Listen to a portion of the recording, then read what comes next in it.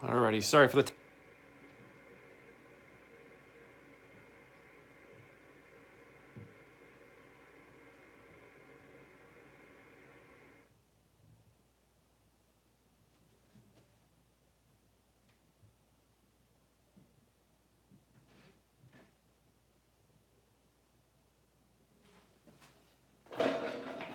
Alrighty, so I'm just getting everything all set up here. Just bear with me for a couple minutes.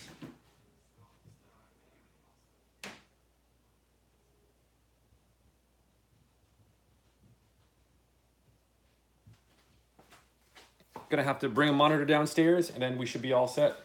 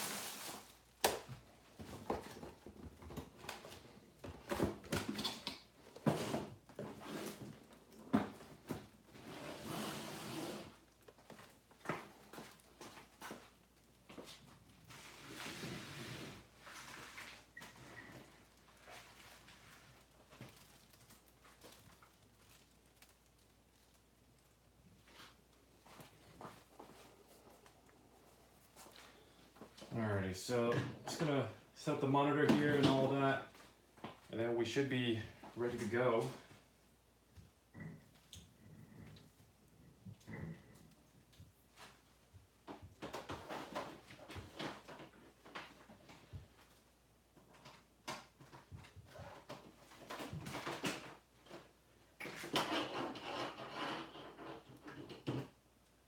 I want to say this is probably the first time that I actually did a YouTube live video, to be honest with you.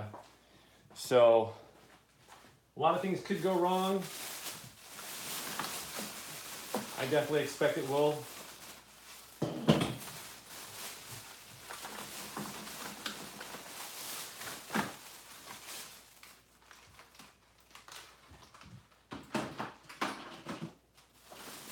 Nowadays, when you build PCs, they're pretty much idiot-proof, to be honest with you. They're not that hard to make, or to build, rather.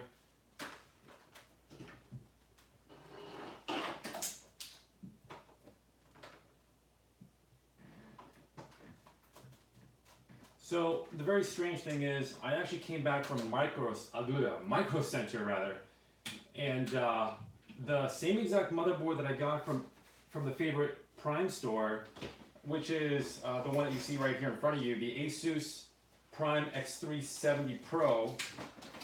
For some reason, the one that I got from Micro Center, it only accepts memory up to 2666, which is kind of strange. But let's go ahead and take a look why. It's got all my Windows, USB, and everything like that. Alright, so this is my other memory here. So this is kind of like literally like an unboxing, building type of video. Alrighty, so I've got Corsair Vengeance LPX. This is the 16 gig. It's 2x8, so I'm gonna have 2 extra slots on the motherboard if I want to do like 32. And then I have another one here, another set, which is 2x8, 16 gig, but this is 3200. So it's kind of, like I said before, it's really odd where this one here, this motherboard and this motherboard are exactly the same, as you can see. But for some reason, when we look at the back here, I want to say maybe these are like different versions. So this is the one from our favorite Prime store. I'm not sure if you guys can see. It's got to be a different version. This one here, the memory, it accepts up to 64 gigs DDR4 3200. But this one here that I just got from Micro Center earlier today, where's the memory? Right there. 64 gigs DDR4, but it only goes up to 2666. So it's a little strange, right? Not exactly sure why, but it's got to be like different versions or something. I don't know. It doesn't say on the box or anything like that. I'm just gonna see if I can compare them. The boxes do look different though. Let's go ahead and take a look. So everything above looks the same, but down here you can kind of see like this one here from the Prime store. It says it's AMD Ryzen Desktop 2000 ready, but this one doesn't, and that's the only difference that I can tell. They're the exact same model, Asus PRIMEX370-PRO, but yeah, it's just really strange. Anyways, let's go ahead and use this one here that accepts the DDR4 3200 memory instead of the 2666. So I'm gonna go ahead and put this aside. You can see I got a couple of Ryzen CPUs here. This one is the Ryzen 7 1700. It is 3.0 gigahertz base, 3.7 with the boost, 8 cores, 16 threads, obviously. You guys can probably Google all that. This is another one here, Ryzen 7 1700, 3 gig, 8 cores, 16 threads. But this is the one that we're going to be installing without the Wraith Spire RGB type of heatsink here. We're going to be going with a different one. And Suck Deep, I'm not sure if I'm pronouncing that right. All this extra stuff here, I'm not sure if I'm going to be giving it away. I'm probably just going to be returning it. I might be doing a giveaway, who knows. Maybe in like some later videos or after this build, see how it goes from there. But I got them for really, really great deals though. So this one here, this is the one that we're going to be installing. This is the AMD Ryzen 7 1800X. Base is 3.6 and it can be overclocked to 4.0 with a precision boost. Oh, gotcha. Infinite. All right. Thanks for joining in the stream here. Sorry if you can hear some double feed. I'm going to lower the volume on my laptop. And yeah, let's get started. So I'll put these 2 extra AMD Ryzen cores away. Put them around here somewhere. Some basic tools. You know, we got a Phillips screwdriver. I got some pliers here. And I had some cable clippers. Gonna need some cable clippers here. I got those pretty cheap at Harbor Freight.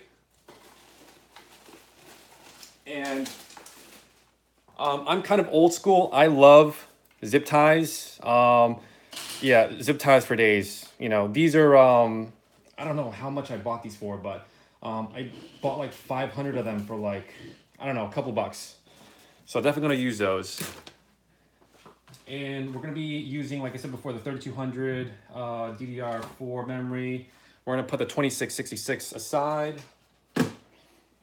Alrighty, so let's go ahead and get started. We're going to check out the motherboard here.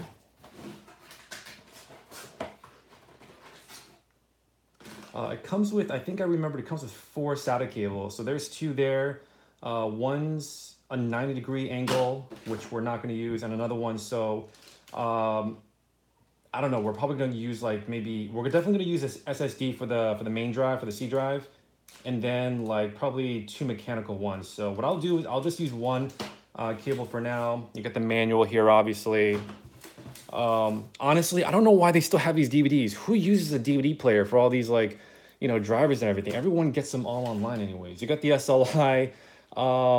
This is the SLI HB bridge. It's really nice. This one is not a cable. This is actually a, not sure what it's called, but it's a hard piece there. But it basically connects both of your NVIDIA graphics cards. And then of course you have the IO shield. This is really difficult to install for a lot of people, but we're gonna see if we can get this hooked up correctly. What's also really, wow, what is this? This is like super small. There's like a bag of super small screws here. There's only 2 of them, but yeah, we'll check that out.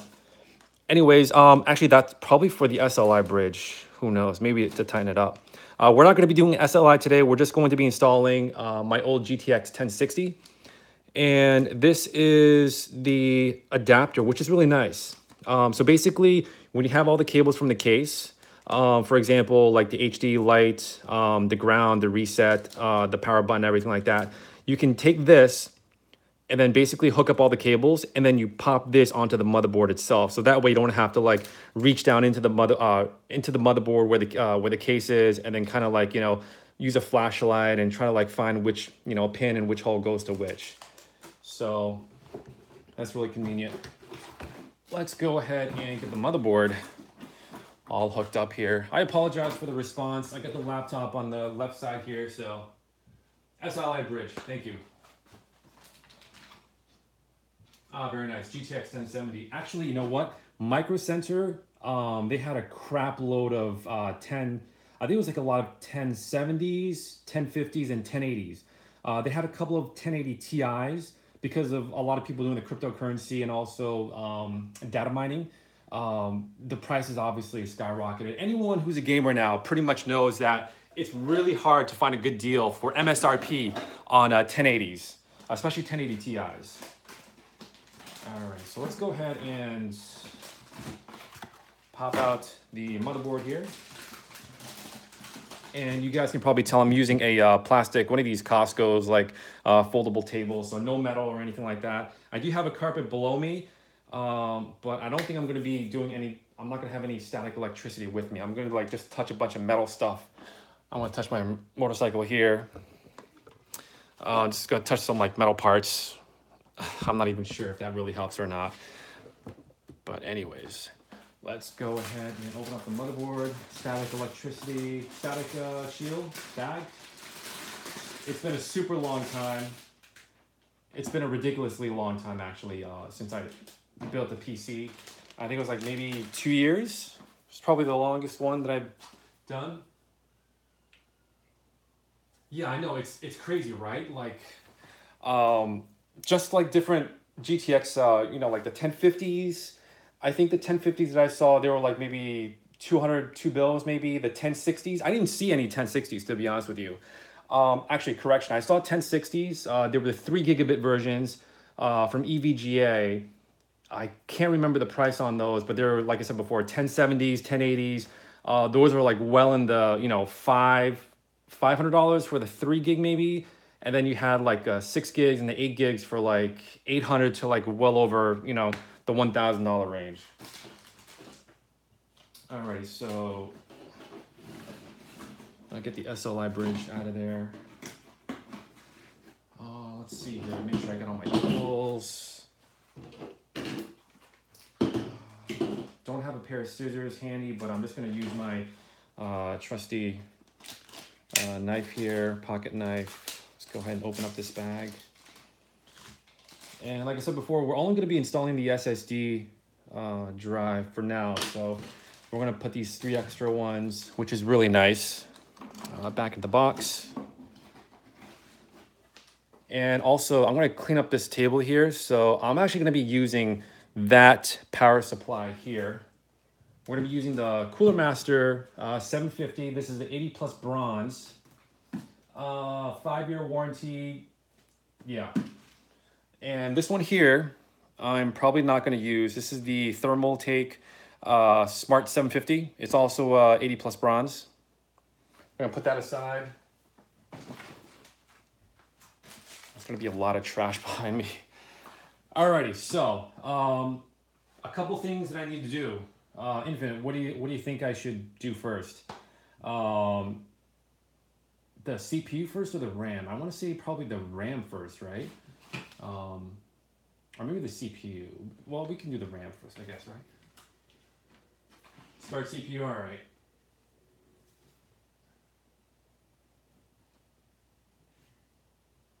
Yeah, exactly, right. Okay, so let's do the CPU first, since that's probably the smallest thing, and I'll have a little bit more real estate to kind of like, get my hands everywhere. And I'm gonna see if I can try to do this as best as I can on screen. Apologize if I'm out of focus here. And it's always funny, like when I was driving home today, I was like wondering, like, why are these CPUs, obviously it's right there on the side, why are these CPUs like in these big huge boxes? And I was thinking, I mean, it's got to be like a good reason, right? Obviously for security, and like people can't steal like these small chips because they're really expensive. When I went to Micro Center earlier today, I saw the MSRP for this one here, the Ryzen 7 1800X. I think it was like 500 bucks. It was like retail for 500 bucks, but obviously, like the actual price was like 250, 260 to like 300 range. If you kind of Google and shop around. So, nothing in here, obviously. No heat sink or anything like that. Toss that out of the way.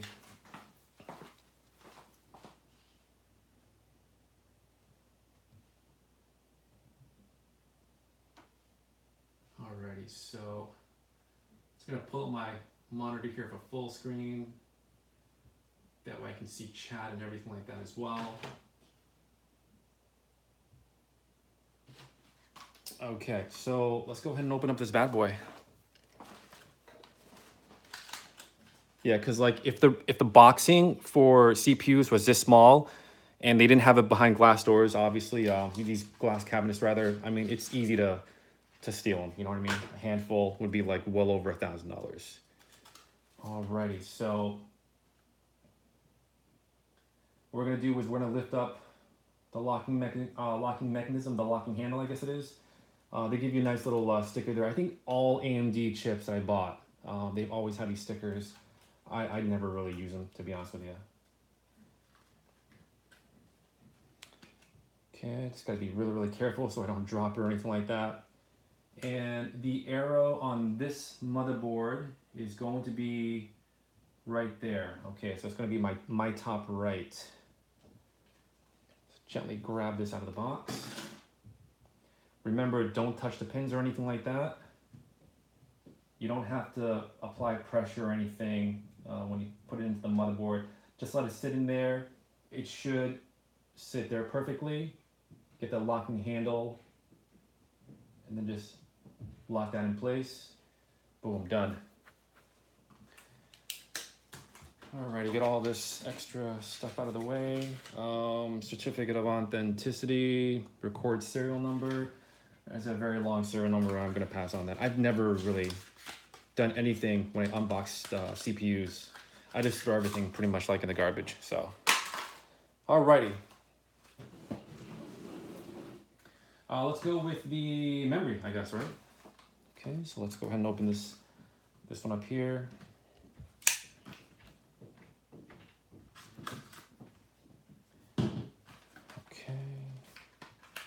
And for memory, a lot of people don't realize, first-time builders, but there's going to be probably, where is it here? Most motherboards do. They actually tell you A2, B2, A1, B1. Yeah, it's really strange. This motherboard actually doesn't have it. I want to see if I can show you guys here. But, oh, there it is. Never mind. A1, A2, and B1, B2. That's where they are. It was actually on the right side there. Let me see if I can get some more lighting in here. Alrighty, so I think without looking at the manual or anything like that, we basically install dual channel these two memory sticks onto A2 and B2. Infinix, correct me if I'm wrong, but I'm pretty sure it's A2 and B2 first. And then obviously the last pair is going to be A1 and B1. More recyclable plastic. Be sure you want to be careful. You don't want to touch the pins or anything like that. 288 pin, not the 240. And just want to make sure they line up correctly. So the logo here is going to be facing the chip there. And make sure I have all that locking teeth open first.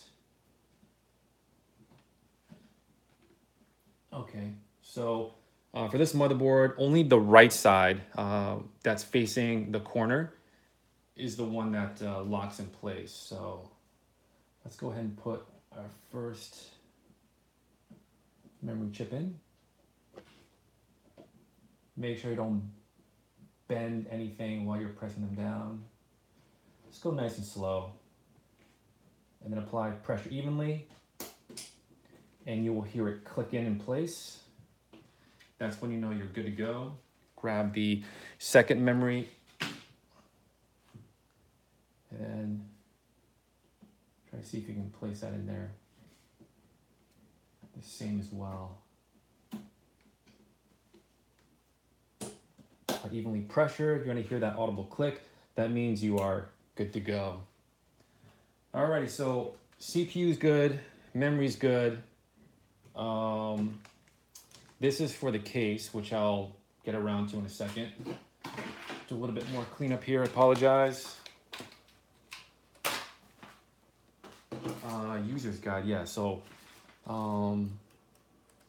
yeah, the manual probably doesn't even tell you like what model or revision, what most motherboard companies designate their motherboards. It doesn't say like if it's like a revision 1.0 or 2.0. Yeah, just to make sure here, I'm looking at the manual and the memory does accept 3200 here. Not a problem, Infinite, take your time. Actually, you know what? Just for shits and giggles, I am going to take a look at the other Asus PRIMEX370 motherboard here. I'm going to take a look at this manual. Let's see what this manual says. The exact same motherboard. Looks exactly the same too, but wait a minute. The motherboard that we're installing now, that manual is Echo 12577, but this one here that only accepts DDR4 up to 2666, that one is Echo 12344. So that leads me to say that this motherboard from Micro Center is an older version. So let's go ahead and take a look here. See if I can get to the memory info. Expansion, blah, blah, blah. Okay. I want to say it's like in the beginning, right?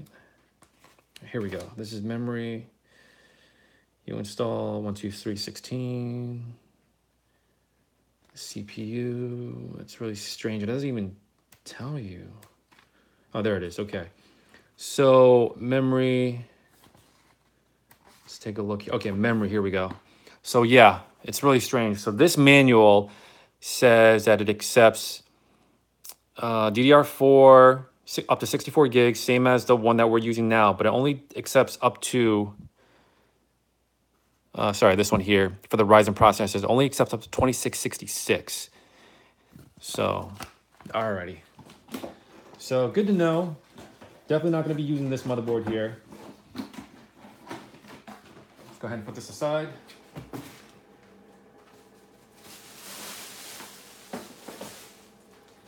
Bring the motherboard back. So yeah, let's go ahead and take a look here. What else should we start with? This is my SATA, sorry, not SATA, SSD drive. I'm going to install that obviously later. I guess we can start with the case, right? We can do the IO shield, the motherboard, and the cooling, and the PSU, and all that good stuff. Cable management is probably going to be the last thing I will do. So let's go ahead and put this motherboard aside. We're going to put the motherboard, the PSU, the cooling, and the IO shield in next. And then the GPU, which is this one right here, is going to be going in last. For me personally, I like to put the GPU in always last because that's pretty much like the biggest device slot peripheral, I guess, that you need to install. So let's go ahead and put this aside. I'm actually gonna put this in that static bag that came with the motherboard. Protect that, put it somewhere safe. Okay. So, a little bit of my tools. Gonna put them around here somewhere.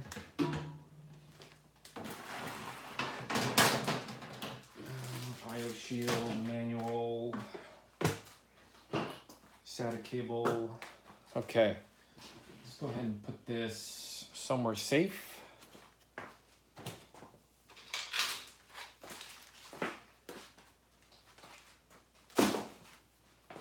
Okay, so now let's go ahead and grab the case. So I went with the Corsair, and this is a completely budget build.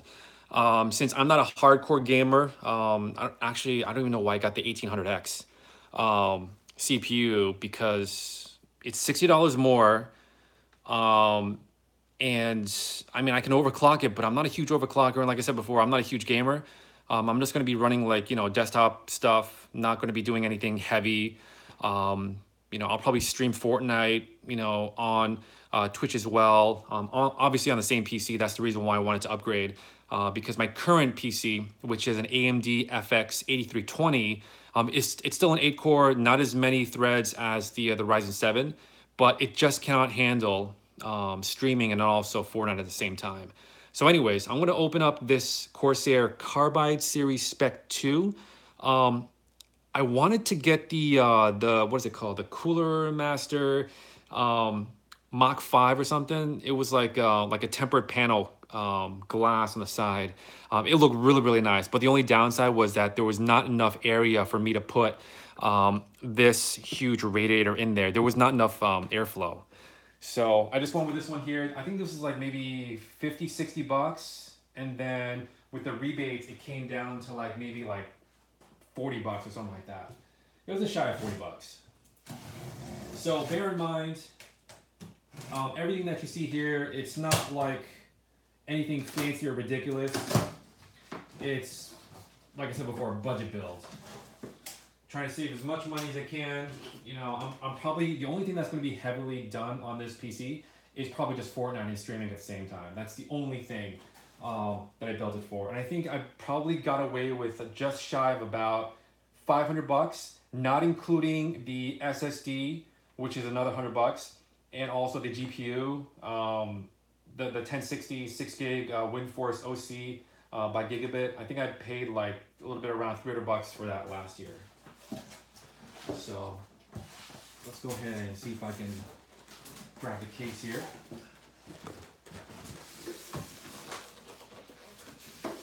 Super, super careful not to dent it or anything like that. All right. Let's go ahead and see if I can pop this up.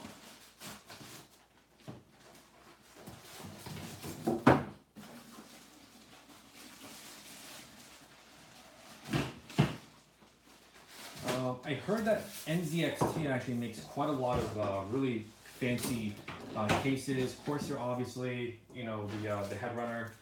It's got a nice manual. I'm probably not gonna need to read this at all. But yeah, I mean, fancy hardcore gamers, tons of airflow, for like SSDs, cable management, everything like that. They can range up to like literally like 150 bucks. Tempered glass, everything with RGB and all that. But I just want something basic.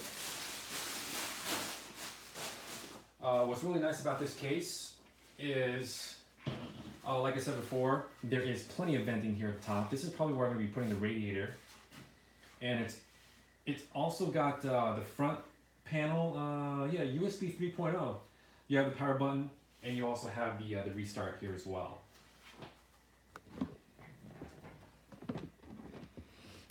Okay, so let's go ahead and open this bad boy up. And I'm actually really happy that they came with these like really easy screws to screw on and off. For my main PC, I only leave one of these screws on both sides, just because I just take them out, so much. All right, so I'm gonna go ahead and strip this case here completely. I'm gonna grab a little bowl here to put all the pins and screws and all that. Let's put all those screws here.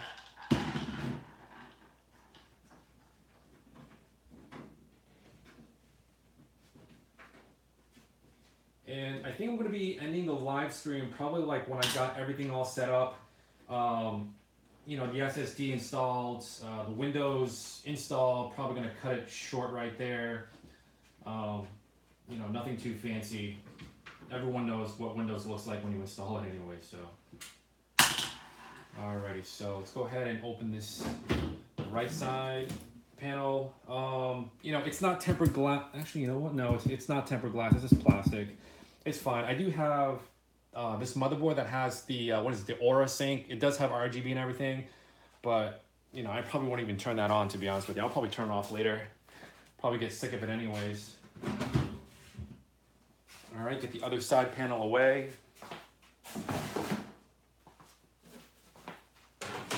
Probably not going to see those panels for a long time.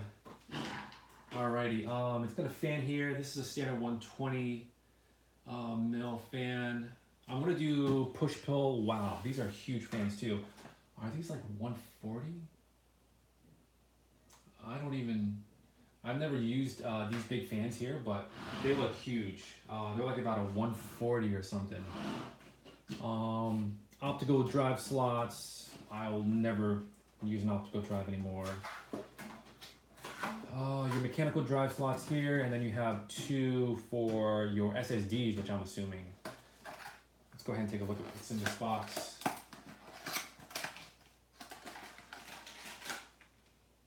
Oh, nice. So all the screws and everything like that came in this white little box. And they give you zip ties too. They give you black zip ties. So yeah, that's nice. Put all the screws and everything into my bag. I'll probably use their zip ties, to be honest with you. Alright, and like I said before, just a guesstimate. That was for an SSD drive, and that is correct. This is indeed for an SSD drive. So I'll go ahead and pop this in now. Okay, so there's actually screws here just to tighten up your SSD. Let's go ahead and grab a screwdriver. And I will do the SSD first.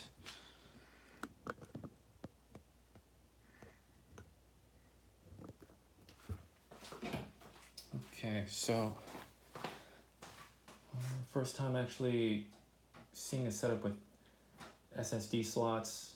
My old case with the SSD, I actually just had it zip tied to the optical drive, the mechanical drive here. I just had it zip tied on the side. So this is definitely new to me. A lot of people probably use SSDs only for their C drive, only for Windows, you know, all the stuff that they need essentially to be on a fast drive. And then you have the mechanical side of drives for backup, you know, movies, editing videos and stuff like that. So, alrighty, so let's go ahead and put side drive in. Assuming that's going to lock in place. And then there is a screw here and here. All right, one thing that I don't really like off the bat is that when you put the SSD in here, this plastic clip here, it doesn't clip it in. You have to actually screw it back in. It's just, you know, it's nothing that's a huge con, personally, but oh yeah. So let's go ahead and see if we can find that hole there. And obviously never use a, don't use a power drill or anything like that. Probably the worst thing you can do on a PC build is to use a power drill. Alrighty, so my SSD is good to go. And all these cables here are all wrapped nice. I'm gonna go ahead and remove these little tie downs here. So this probably, let's see, that's probably the front panel USB. You know, all your little, what is it, reset switch, the power switch, hard drive, and all that good stuff. Yeah, Corsair, can't really say too much about them. Good things about them. You know, they make a lot of peripherals, mice, keyboards, memory, cases, obviously, power supplies. I don't know about any like GPUs or anything like that. They probably don't. They're probably mostly accessories. All right, so these are going to be my two fans. I'm going to put that in the back. And yeah, so all this is going to the motherboard. So kind of complicated, but we'll get there. IO shields. And really tiny pair of screws, which I have no idea. But we'll take a look at the manual, see what they say there. And start taking all these screws here. Let's go ahead and get this. Actually, duh. Did not even need that. Go ahead and open this. So like I said before, what's really nice about this motherboard, not sure about any other current motherboards, is that it's got this little quick disconnect type of deal. This is the hard drive audio. Grab a chair here. So hard drive audio, that fits into the motherboard, I guess, later on. And then this is the case cables here. So what we're gonna do is, okay, HD positive, and let's go ahead and reset switch, okay? Reset switch, ground and negative. Which one is the ground and negative? Reset switch, okay. Let's play it by ear here. Connect that like that, ground, power, power switch, speaker ground, hard drive LED, P-LED, hard drive LED. Okay, so the hard drive LED, luckily it does have a positive and negative. Okay, let's see here. Speaker, ground, power. So I'm assuming ground power is power switch. Pop that in there. This is P minus. And this is P positive, okay. I have no idea what P minus and P positive is, but P LED, power LED, and then negative power LED, P LED positive and negative, P LED. Yeah, that's so weird. Okay, so there's P LED positive, negative, and then on this side there's P LED positive and negative. All right, I'm gonna just, I know I gotta read the manual. I'm sorry, guys. Yeah, just because I'm a stickler for these cables and getting hooked and everything like that. I guess I'm just gonna try it. Yeah, I'll just put them here. P LED, positive and negative, just because they're just so close to each other. Okay.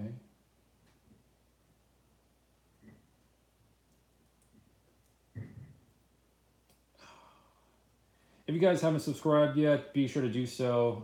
I do a bunch of videos on YouTube. Most of my videos are on YouTube. Twitch is going to be my gaming channel. I'll be streaming Fortnite, a little bit of League of Legends, and probably some Ark Survival as well. Alright, so I guess that's good. Hard drive audio, that speaker ground. Speaker ground, is there like a speaker? Alright, so that's my other fan. This, that's USB 3.0, that's the HD audio. For the front panel, obviously I'm probably never gonna really use HD audio front panel because my speakers, the Logitech ones, they're USB, so I'm gonna hook them to the back. Actually, I can probably hook them up to the front. Yeah, these are my front panel fans. So yeah, there's no speaker. So I guess we'll just leave it at that. Okay, so I guess what's next is the IO shield. So let's go ahead and get that taken care of.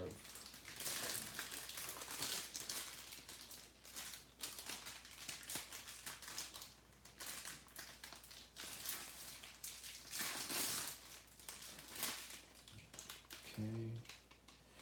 Whoa, that's really weird. Oh, it's got foam on there. Okay. Alrighty, so let's get the IO shield in. I'm gonna go ahead and put the case on its side.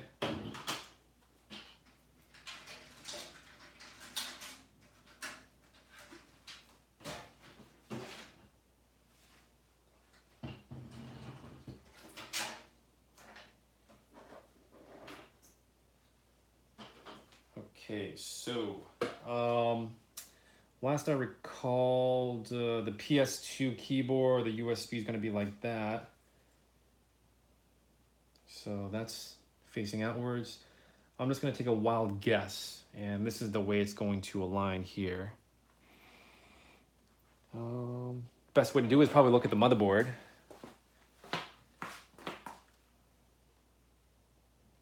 Okay, perfect. So I was correct. That's the way it lines up. Now let's go ahead and install the IO shield.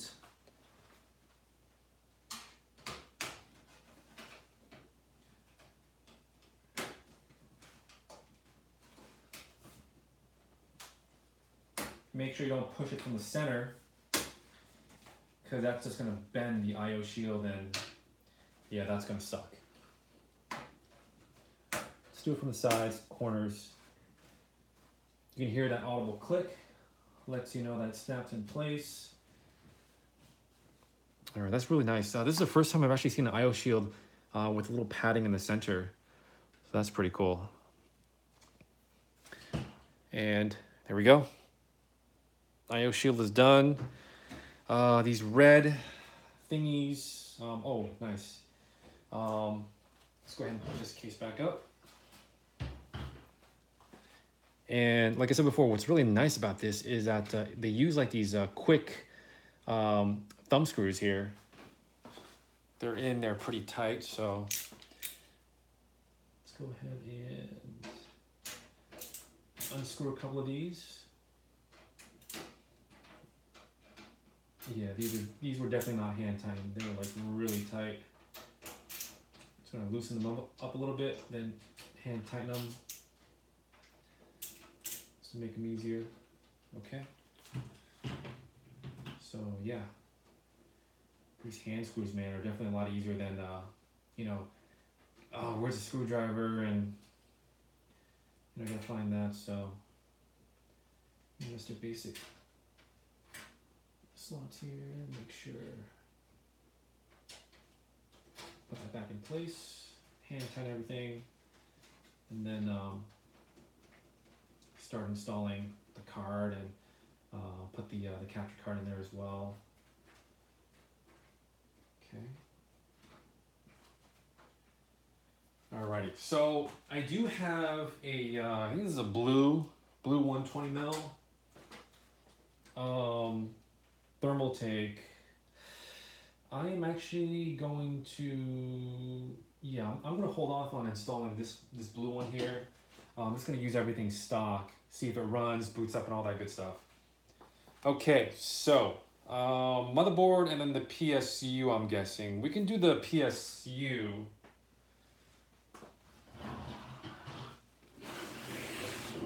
Let's do the PSU. And then we'll do the motherboard next. So we're using CoolerMaster MasterWatt 750. And I can't believe PSUs are this heavy, man. I was really surprised. Okay, so wow, okay, US type, yeah. That's good to know. Okay, CoolerMaster instructions on how to install it. Great, thank you. Wow, right out of the box. Bunch of cables here, obviously. Power cable, and then of course you have your motherboard cable. Okay. It is bubble wrapped, which is really nice. Put this aside.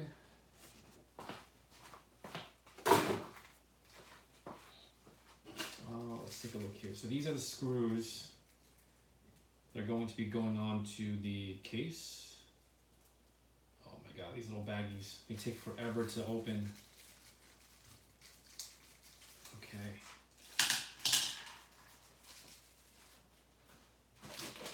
Let's go ahead and open up the power supply.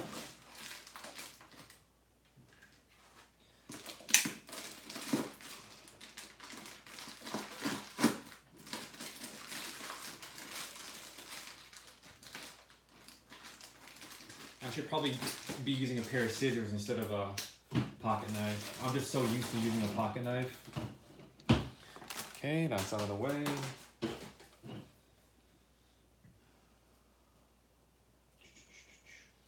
Lots of tie downs,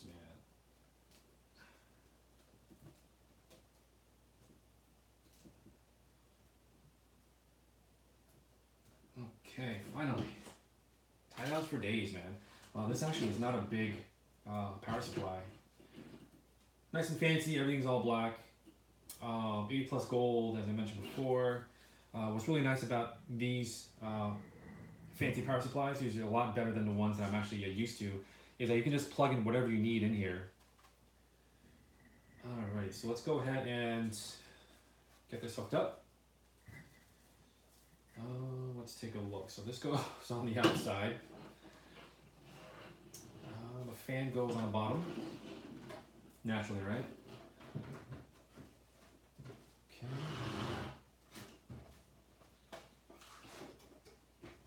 See if we can scoot her in.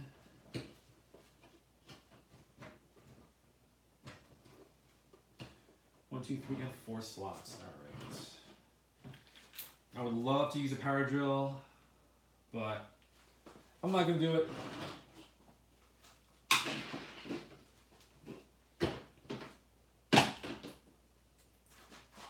Okay, so let's go ahead and get the power supply hooked up, or installed rather. I'm going to use the screws that they gave me instead of the ones from the case. Just going to hand tighten, kind of hand tighten, power supply. I remember way back in the day, power supplies were like at the very top. Now they're always consistently on the bottom.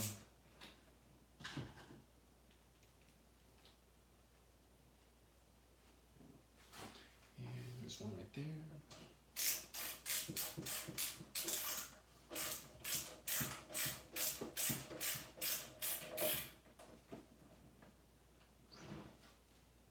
And one more. Which is this one, I'm assuming. Okay.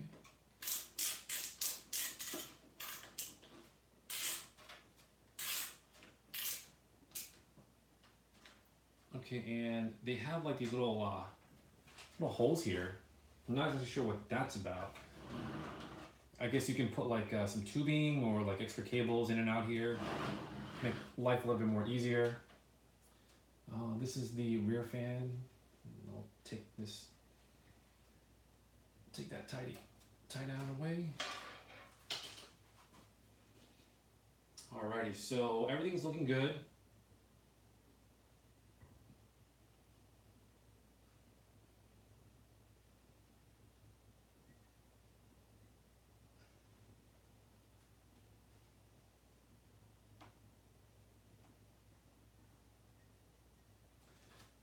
Alrighty, so motherboard, milk and butter motherboard. Lots of cables, man. Oh my goodness, these are lots and lots of cables. Cables for days. All right, let's take a look here.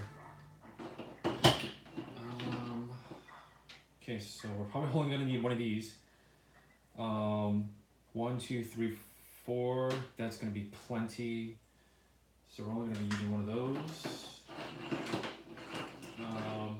PCI, that's probably for the video card.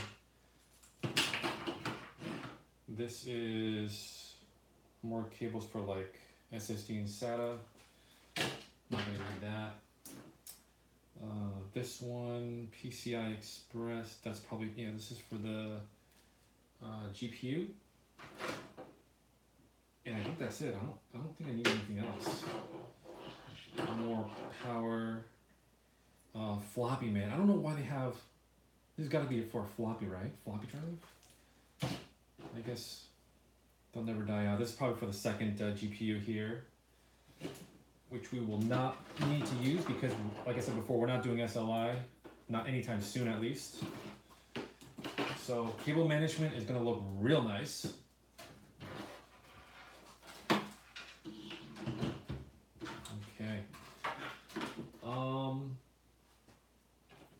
Let's go ahead and get these cables hooked up here.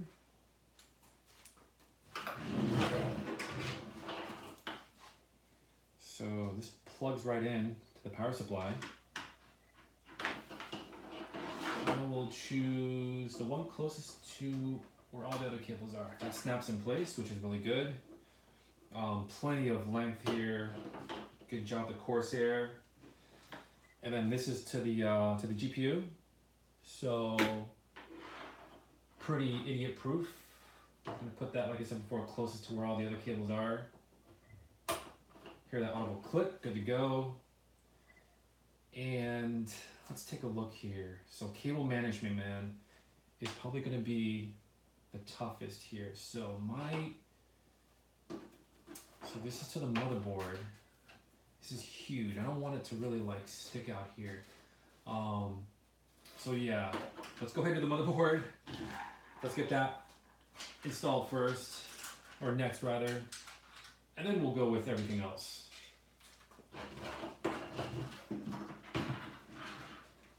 Okay, make sure nothing's crimped or anything like that. And what's really nice is that these little, I don't know what they're called. What are they like? Feet? Something for the motherboard. That's already installed. Now let's go ahead and, I apologize for the view, but I'm definitely not going to adjust the camera upwards. I'm just gonna go ahead and gently install the motherboard here.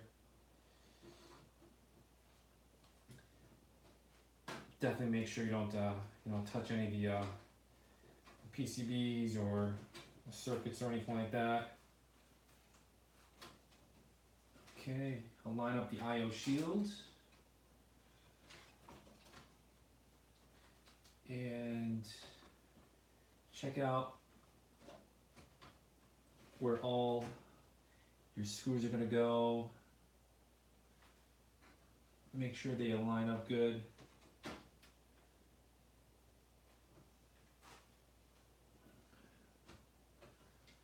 Okay, good to go.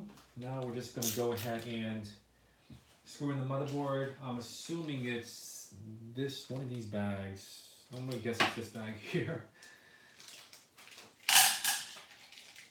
Okay. So I'm going to go ahead and start screwing the motherboard in.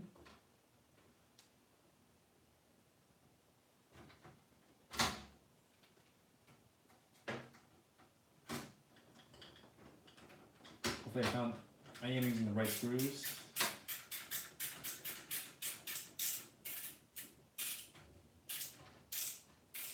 that the right one? Yeah, that's a good one.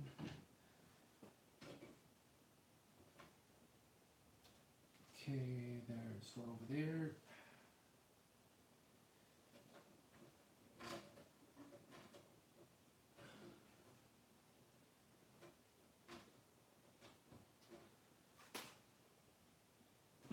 Actually, you know what? I'm just going to double check if I got the right screws here, because this other bag, there's another set of screws.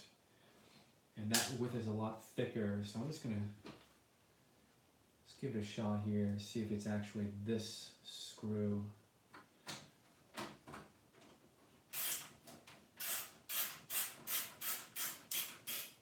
Alright, so it was the wrong screw the first time. Go ahead and remove that. It's very nice that this motherboard does come with M.2, which I will probably never get for a long, long time. But it's always an option later down the road, probably, I don't know, like 2 years from now, when technology advances so much that hard drives, you know, SSDs even are slow. Honestly, man, like the boot up time and the load time for Fortnite especially, SSD is really, really fast. Can't complain. Okay, so let's go ahead and use the correct screws now.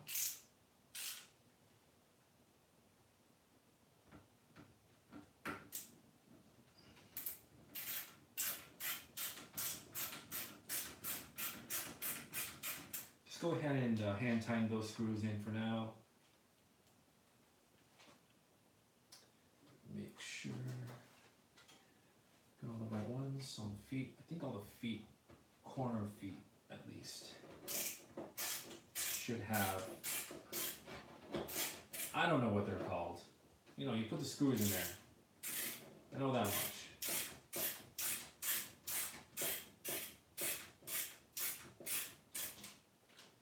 Alrighty, that screw is definitely not going in for some reason. And it's because it's not lined up. I guess hand tightening it too much is not the best idea. Probably because the I/O shield is pushing out forward. Just push that back in there. There we go. It has to be lined up.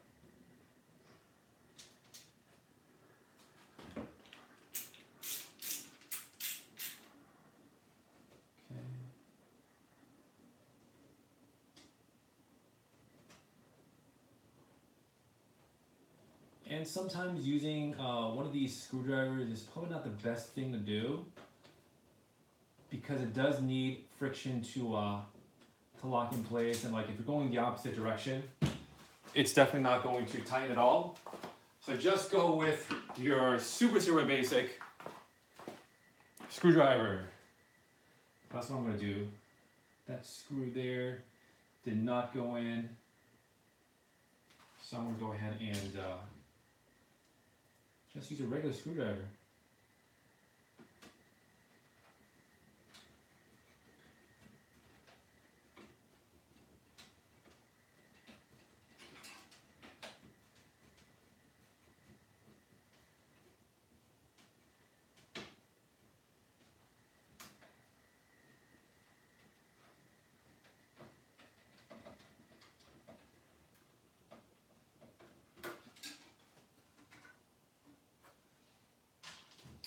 Okay. Slow is smooth, smooth is fast, ladies and gentlemen. Don't want to rush into anything, especially with, you know, installing the motherboard at least.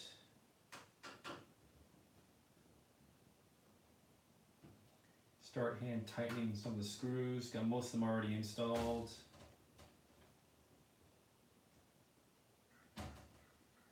And 2 to 3 more. Motherboard should be good to go.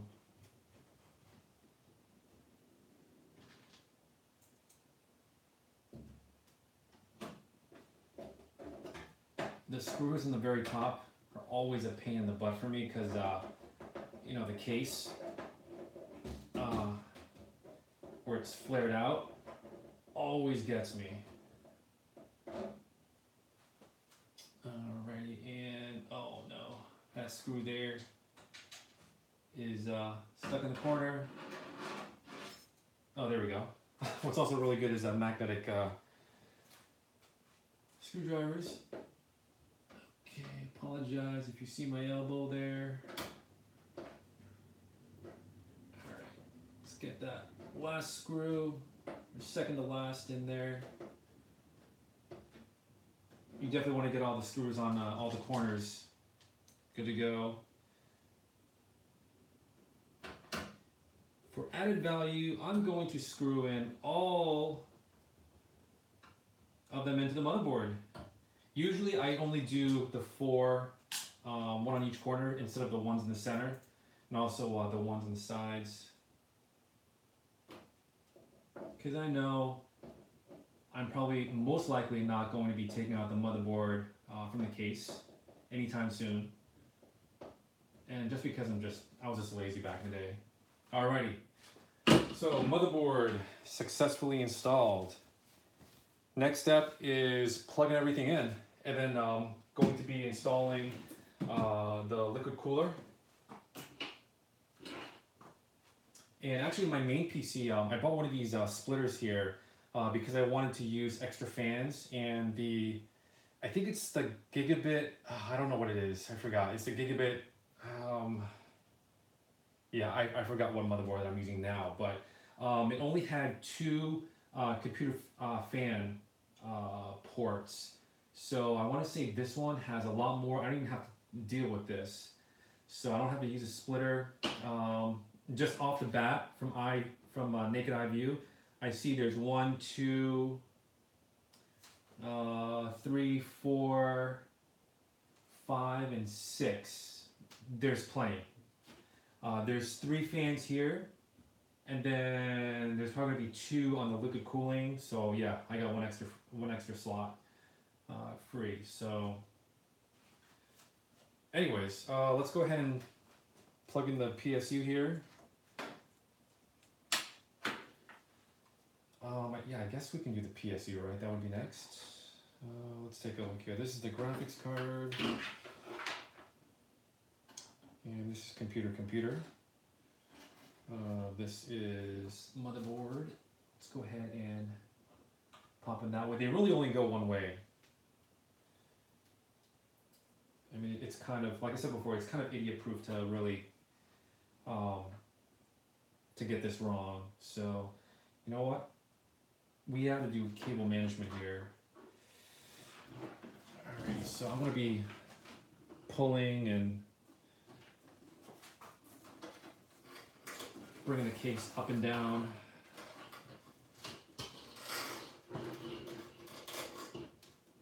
It's just the cable touching the case there. I don't want it hitting the motherboard or the pin, so what I'm gonna do is this how you do it? I guess this is how you do it, right? I'm gonna put the computer, not the computer, the motherboard power. I'm gonna go through this hole. That is a really, really thick cable, by the way. Alright, so I guess I'll do that. I'll put all the cables here on this side, and hopefully the case should close. Yeah, if I went that way and go up, I want to say the case will still close.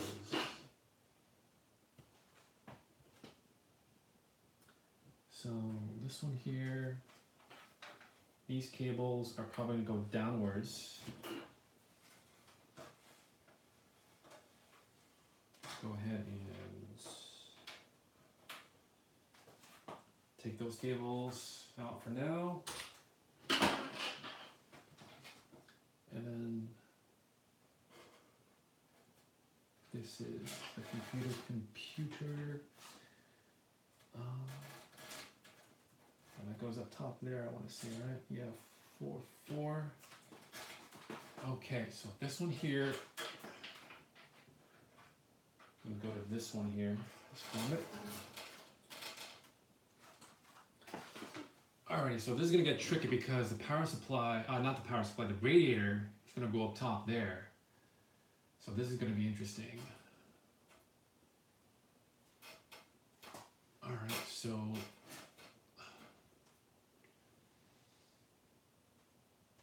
what I should probably do is probably put the radiator in there first before I plug in this one, or no, I should probably plug in this one here first. Alright, I got that plugged in. I'm gonna have to figure out how I can make this a lot prettier. I'll probably deal with that later, this cable management later. I'm not going to be using the optical drives, so I don't have to worry about that too much. And then this cable here, how am I going to hook it?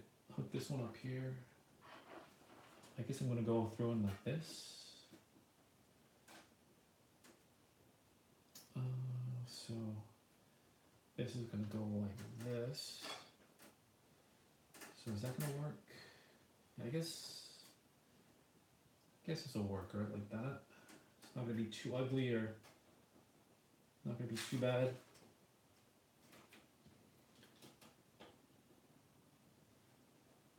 Okay. Make sure all the pins are lined up correctly. Let me pop that in.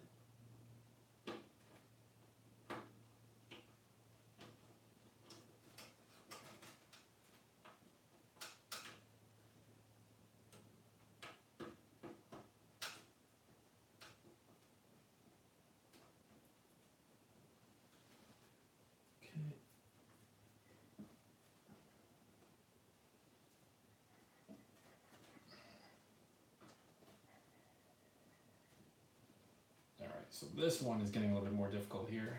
I might actually have to plug in, yeah, I'm going to plug in this one here. Alright, plug in that one there first. And then the big one after, since it has a little clip there.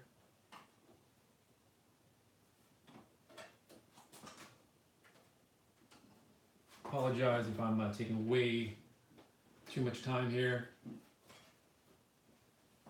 Yeah, let's do this instead. Bring it downwards. And again, I apologize for the point of view, but just to make sure I don't damage anything, I'm just going to get the best angle on my part. There we go. Make sure that's secured in there tightly. Yep.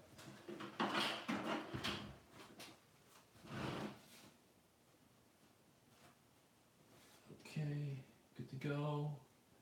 That cable's good. Okay. And then I'll deal with these cables after. Okie dokie. So that's to the motherboard. I'm gonna go bring it down here.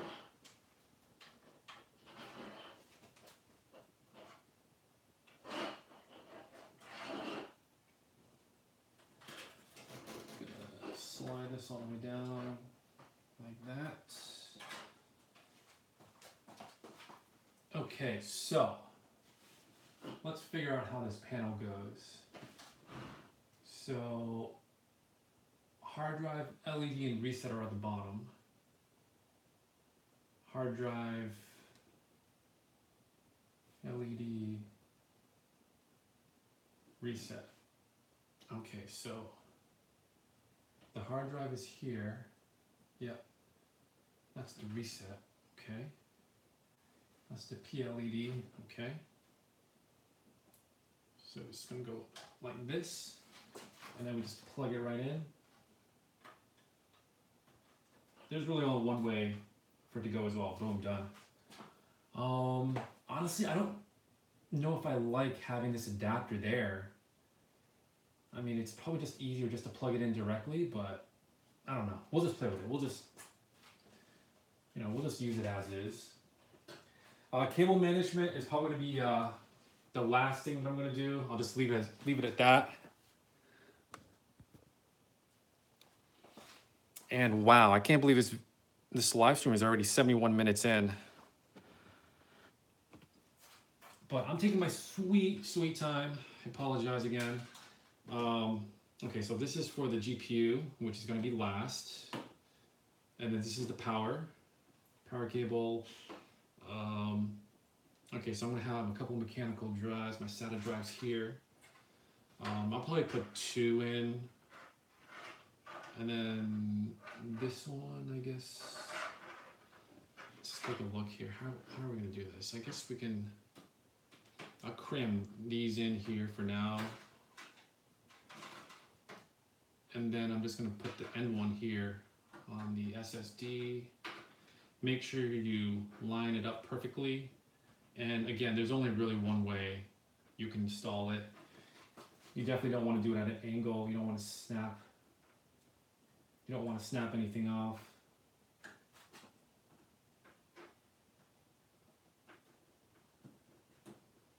Okay, that power is good. Now we're going to install the SATA cable to the SSD. And these are really nice cables too. They have clips here.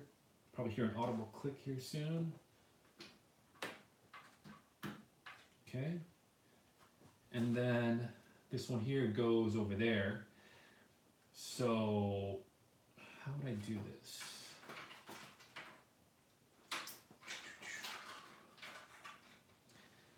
I could have it like hooked around here. Okay, so there's 3 slots for mechanical drives.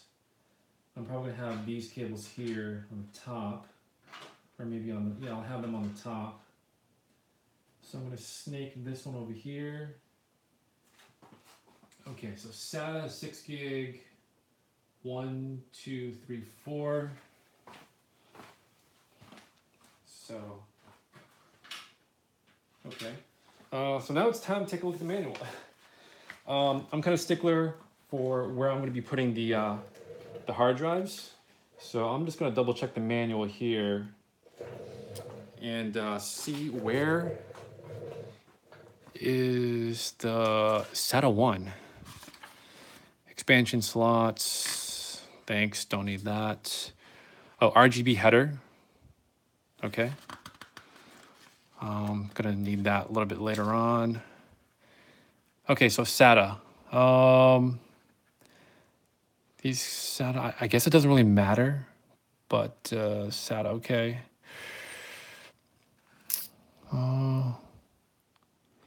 Let's take a look here. So SATA is the bottom one, but which bottom one though? I'll take a look. Because I want the main one to be SATA 1. I know it doesn't really matter, but to me it does. So I want to say it's the top one. Who knows? I guess like when we get into BIOS, it'll tell us. I know, I'm just being way too anal for that. Actually, you know what? I want to use that 90-degree angle. It looks like it's going to be a lot easier. So let's go ahead and get the 90-degree angle SATA cable.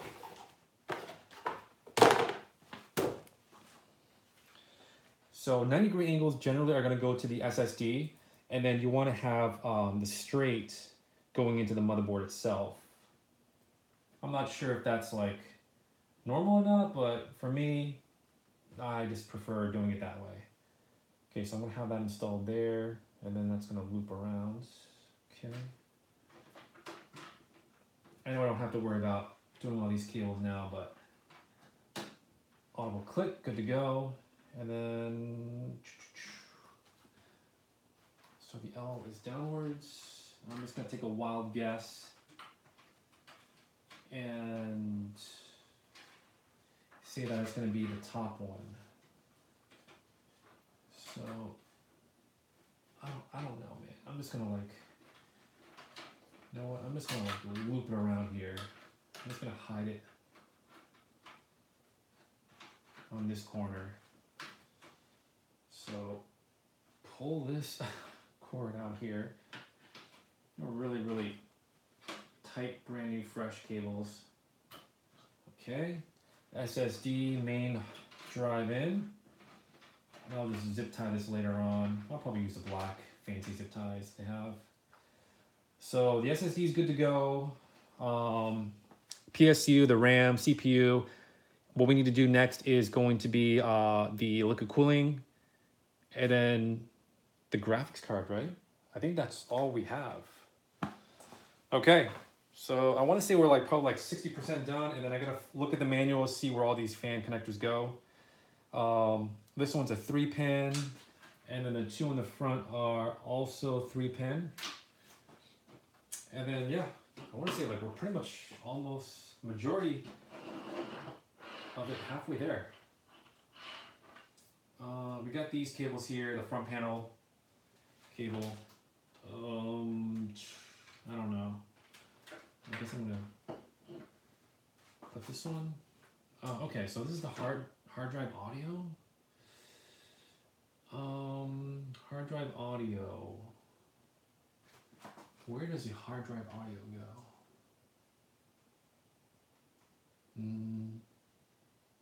88FP.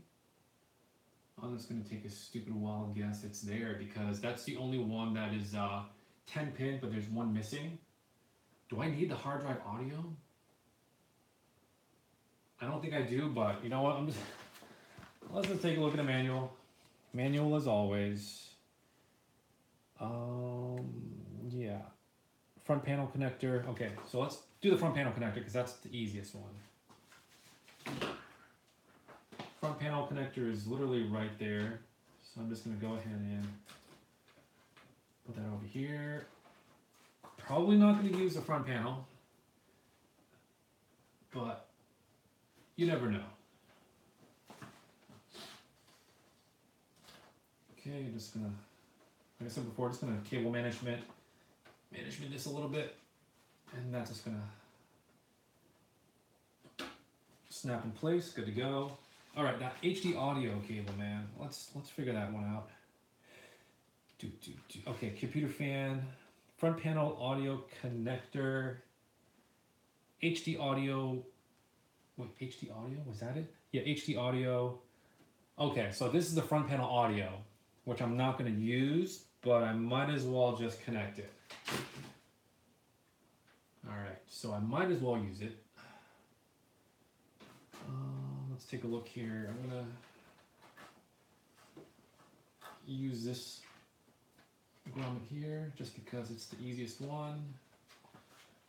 I'm just gonna check my panel here and make sure that I can close that other side there.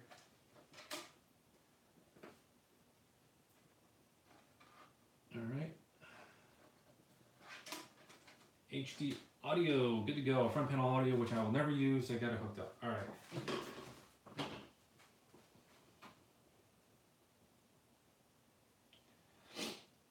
Some more tie downs. This is just the power cable. I probably don't even need to do this now, but just gonna go ahead and do it anyways. Alrighty, that's gonna connect to the PSU. Okay, so fans, liquid cooling to the processor, GPU, and then we're done. Alrighty, halfway there. Channel fan, three-way, okay, computer fan, EMF, channel fan, pump.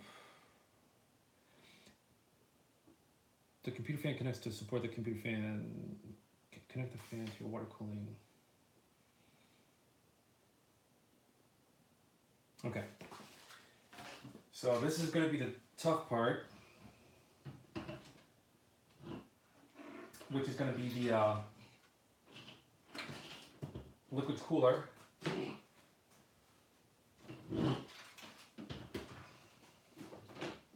Let's go ahead and get this taken care of. This is probably going to be the most difficult part here. So again, we're going to be using the CoolerMaster Master Liquid ML250L. I think pretty much everything that I purchased today, with rebates and everything, was just going to be just shy of 500 bucks, not including the SSD drive for the main drive and also the GPU. So take that into consideration.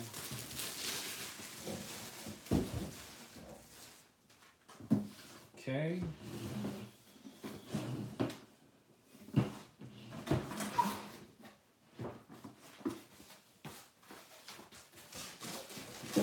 Very nice packaging. 2 fans, lots and lots of fans, gentlemen, ladies and gentlemen. And there's a boatload of cables, great.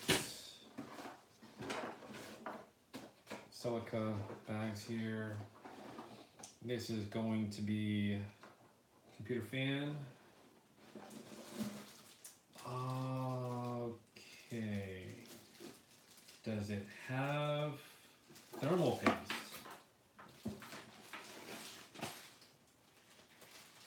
Does it have thermal paste? If it doesn't, we're gonna have to do this for another video. All right, so it does come with a splitter, so I didn't have to buy these extra splitters. I bought 2 of these for like, that was like 10 bucks. All right, lots of complicated cables here.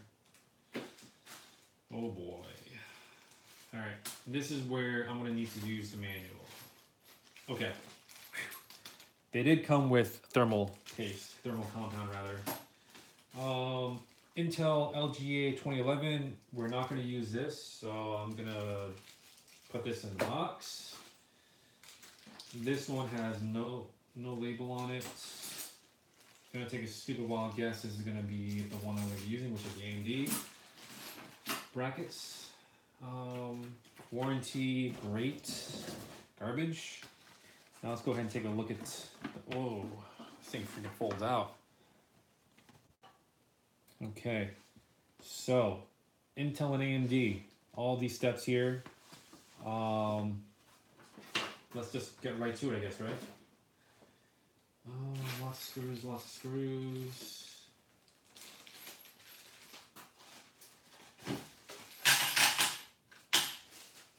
Okay, radiator. Really big radiator. First time I'm actually using a dual fan radiator. I guess it's gonna go like this.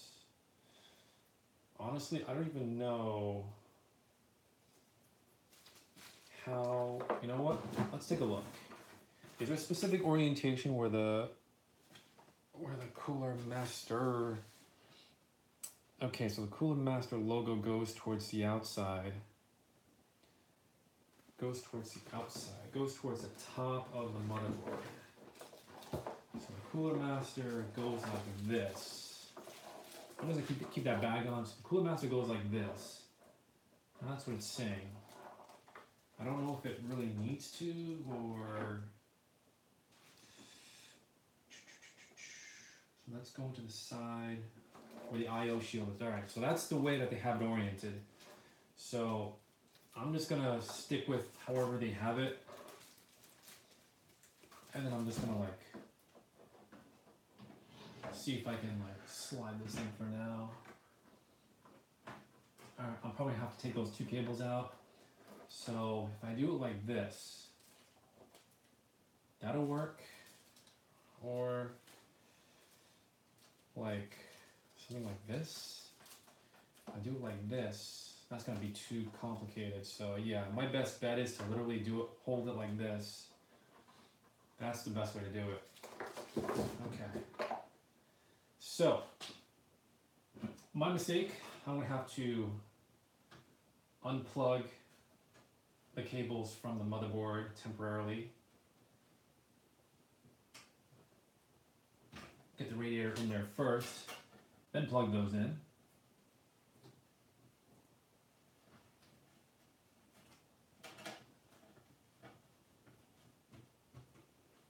Alrighty, so just leave those cables out here for now. Pop in the radiator, and then we'll go from there.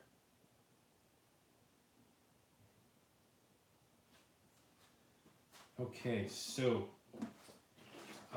step 1, 2, 3, and 4. Let's go with the first step.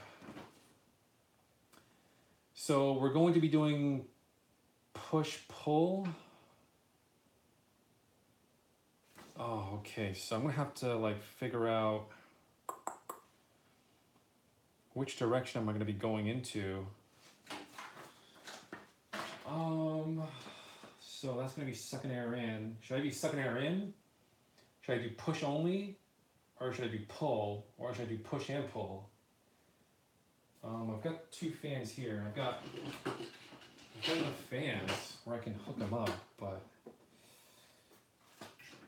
yeah. Let's go with pull, I guess. So we're gonna be pulling air in this way. Actually, no, we're gonna be pulling air in this way. Pulling air in this way, and then we're gonna be pushing air out and outwards. Because those fans are super huge. There's gonna be plenty of airflow. So, okay, so we're gonna be pushing air. So, get the alignment good to go. So this is gonna be our bottom here. So we're gonna be pushing. Pushing, pushing, pushing. Generally the fans will tell you which orientation where the airflow is. Unfortunately, this one does not.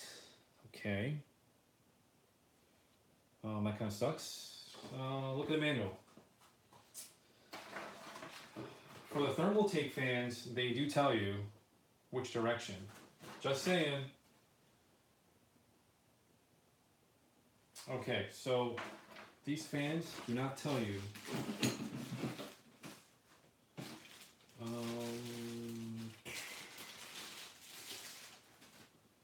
Yeah, there's no arrows or anything like that that tell you which direction the airflow goes to. Luckily, as I said before, I do have a thermal take one.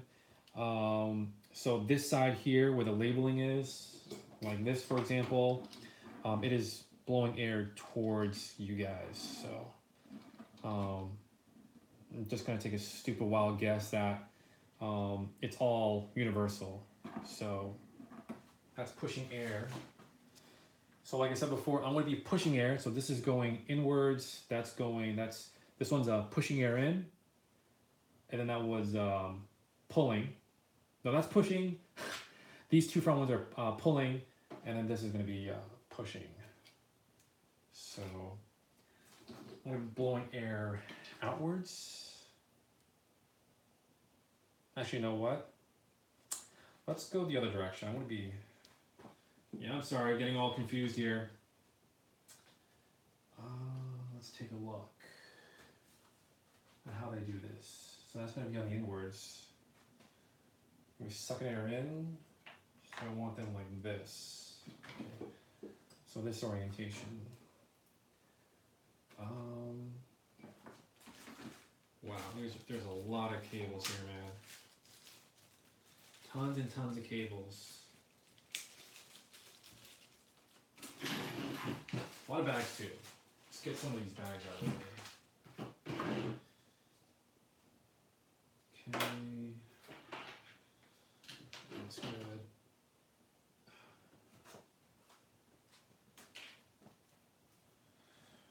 Wow, super complicated here, folks.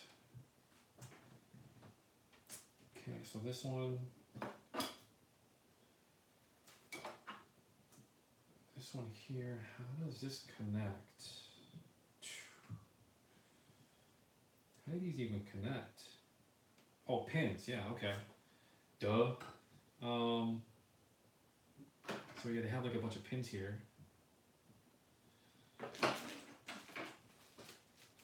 So this is interesting. You have like a bunch of these pins. These four pin type of deal things. This goes to the, not this one, that's a 3 and a 4. This goes to the motherboard. And so this one here, that's a 3-pin. That's a 3-pin, I'm guessing that one goes here. And then these fans here. Actually, this one probably goes to the motherboard, never mind. And then these are the fans here. 1, 2, 3. Yeah, this is where it's starting to get a little complicated, folks. That's one fan, 2 fans. And then, yeah. We'll just stick with the, let's see here. Stick with the diagram, I guess.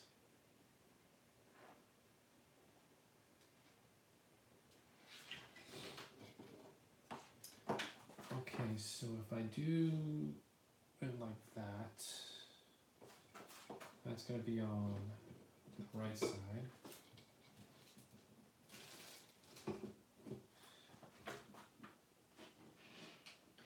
These are these 4 pins, so yeah, they came with like these pins here, and then you just connect them, I'm assuming, connect them to the 2 fans.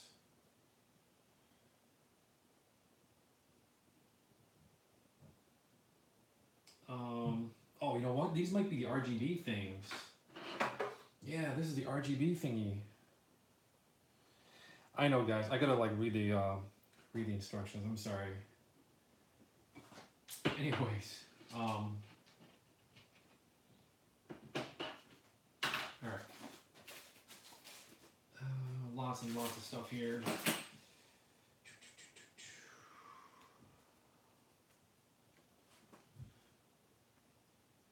Yeah, I don't know where to start. Anyways, all right. So let's get the fans installed here. Let's go for that one. Start multitasking here with both hands.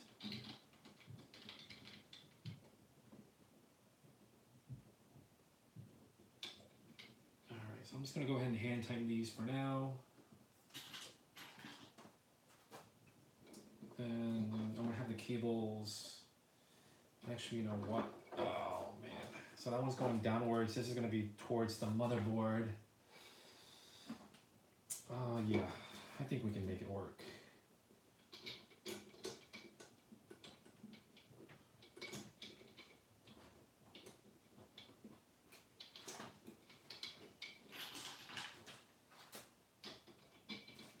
Alright, so just gotta make sure the orientation's good.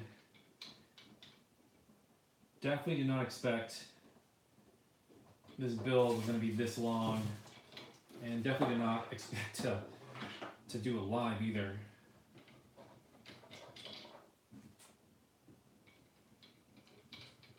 Okay, so do it right the first time.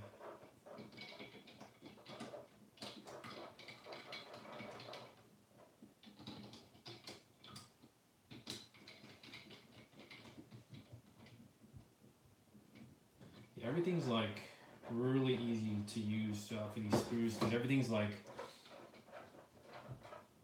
they got like these grooves here, so you can just like basically hand tighten them. It makes just life a little bit easier.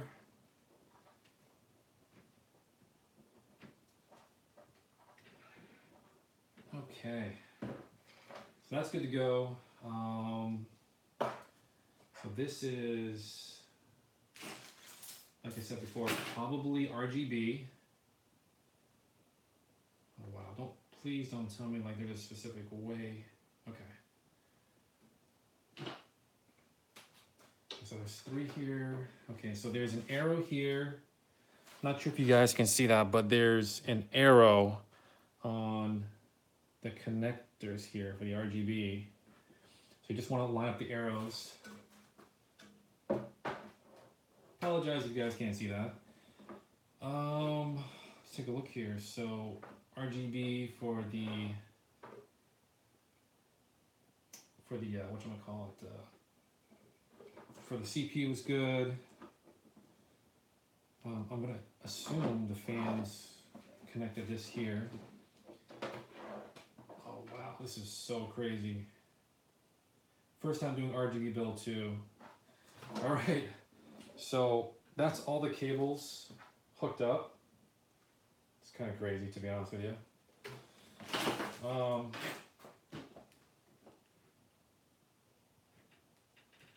And then I guess it hooks up to this as well, this little device. So all the RGB hooks up to this here, to this little box. And then there's a, what is this? Okay, RGB. Could have sworn the RGB was over there on port. Before I continue, let's go ahead and take a look at the RGB map here. Because I'm pretty sure there was something with RGB.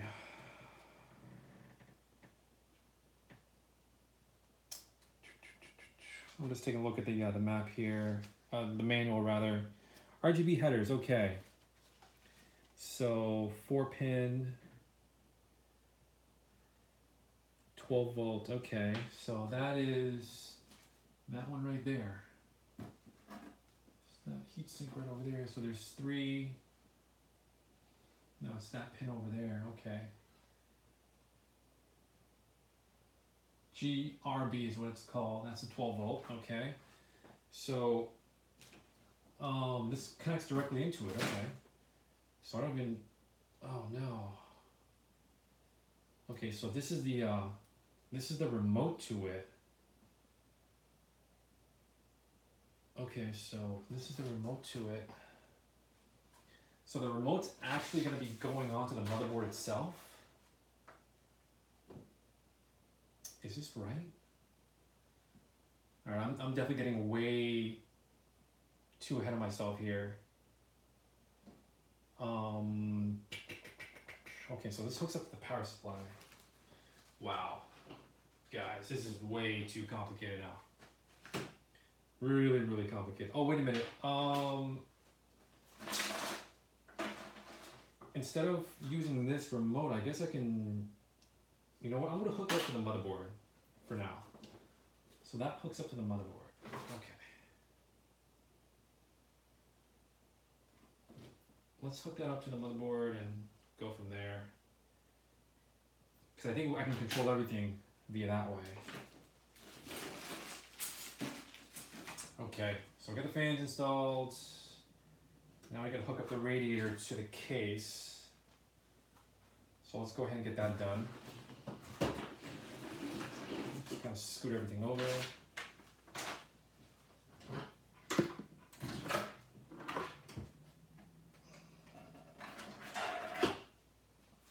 Okay, so I'm gonna hook up the radiator.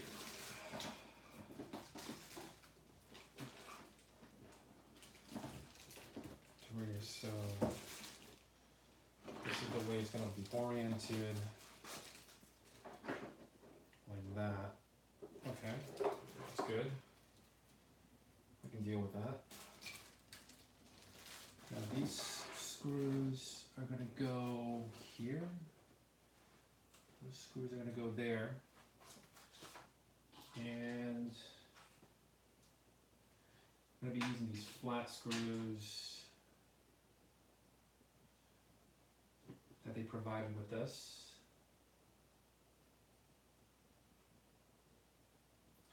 Lots and lots of screws. Okay. So let's go ahead and get these first couple screws in.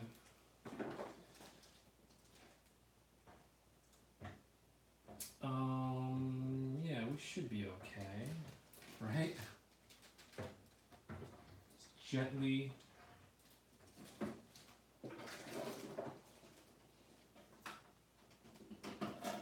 Alright, so note to self, don't worry about the motherboard cables just yet.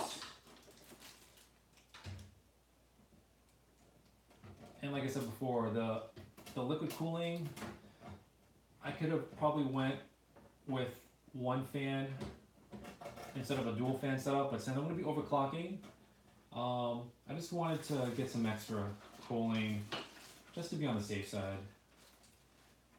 Alright, let's just kind of like slowly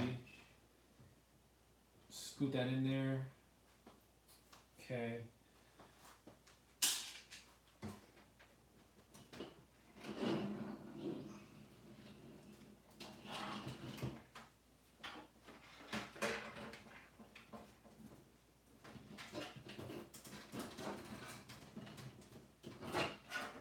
Make sure I don't clip any wires or anything.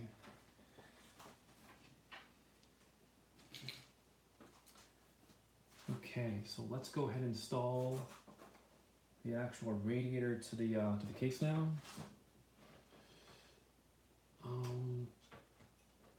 Okay, the radiator needs longer screws, ladies and gentlemen. Let's take a look here. Apologize if I'm getting in the way. Okay, so that's where the screws line up.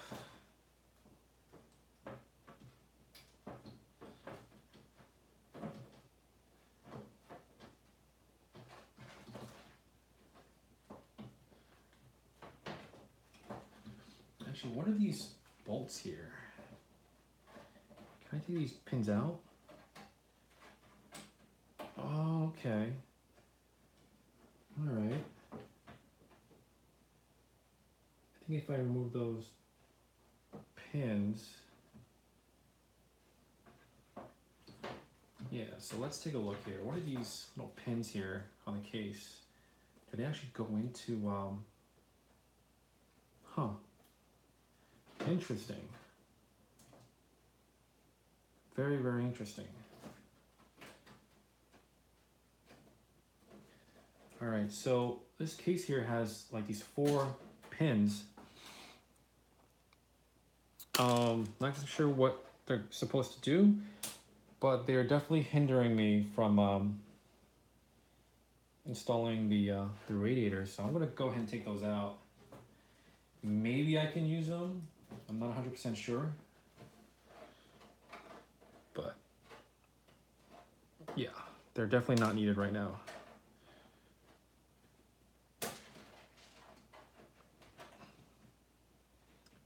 But I do want to say though, they might actually be designed to put a radiator on here.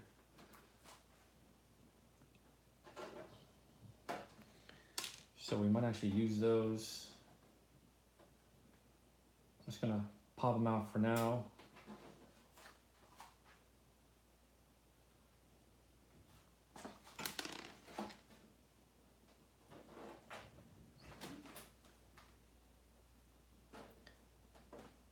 So I am definitely a stickler for using all the screws this time. We're actually looking at the manual, but actually these are probably what holds the shield here. A little bit more airflow if I don't use the shield. I honestly guess I will just use it.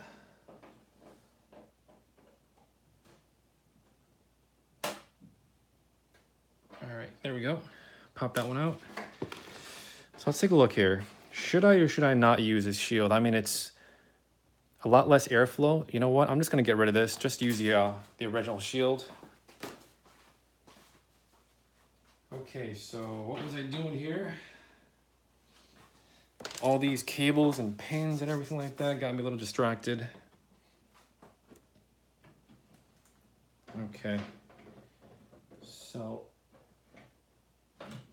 back to the task at hand.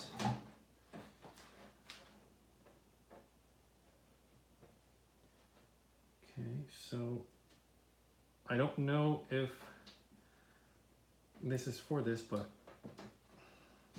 no. Okay, it's definitely not for the radiator. Gonna have to use the actual pins, screws rather.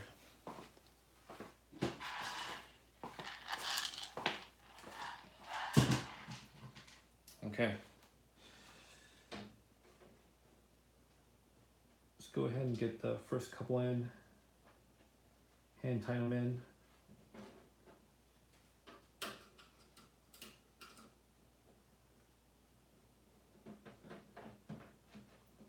All right, there's one.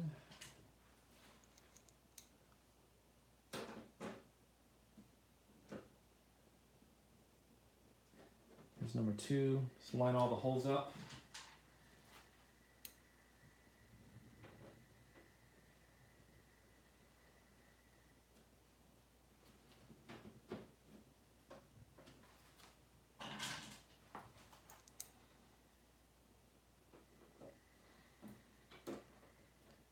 Let's take a look here. So there's 4 on one side and 4 on the other. So there's 8 screws. I don't know if I'm gonna use all 8 screws though. I'll definitely screw in all the corners for sure. All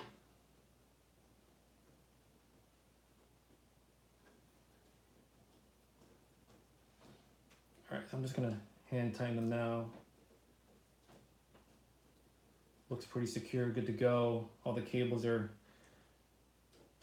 lined up perfectly where I want them out of the way.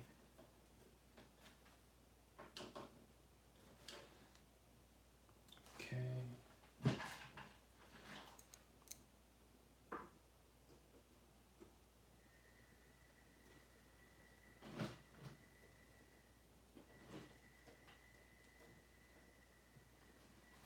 2 more screws.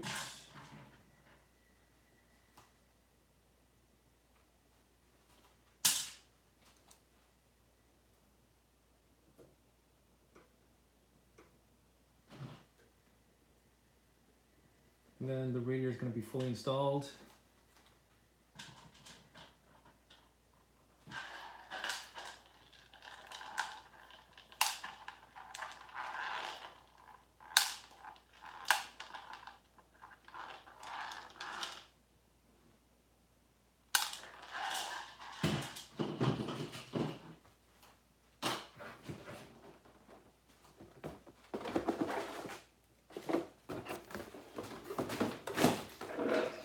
Lots and lots of boxes, guys.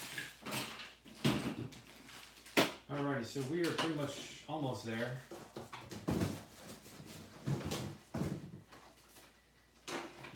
Just trying to do a little bit clean up here before we actually start booting it up and everything like that. Let's take a look here. Okay, that's the case. A lot of cables everywhere.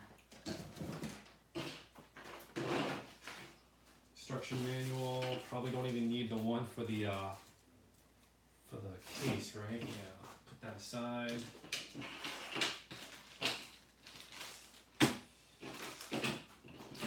Okay. So everything looks good now. The radiator is fully installed, so you guys can see. I think what we can do now is probably hook up the cables. And then the CPU, then the GPU, and then essentially we should be good to go from there. All right, let's go ahead and take a look. What's next on the instructions here? It's gonna be putting paste. Intel and AMD. So look here. So that's Intel AMD. So the AMD socket. Okay, so we're not going to be using this set here. So we're going to be putting this one back in the box. We are going to be using this one here. This is for the AMD. AMD socket AM4, AM3+, AM3, AM2+, FM2, FM2, and FM1. So this is what we're going to be using. Okay. Kind of looking ahead here.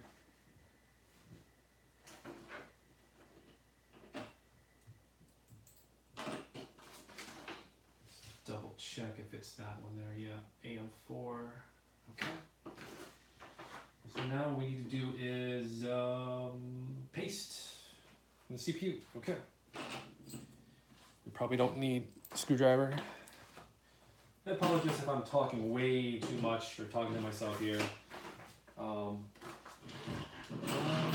am a visual and audio learner, so the more that I talk, the more that I feel comfortable and make sure I don't screw up and I fully understand everything. Okay, so all these cables, wow, there's a lot of cables here, guys. Oh boy. Yeah, I'm gonna have to like move them this way. I'm gonna have to move them towards the case here. That's just way too many. All right, so I'm gonna have to readjust these fans here. Bear with me. So the fans, cable length, I need to go towards the front. That way I can hide them a little bit easier.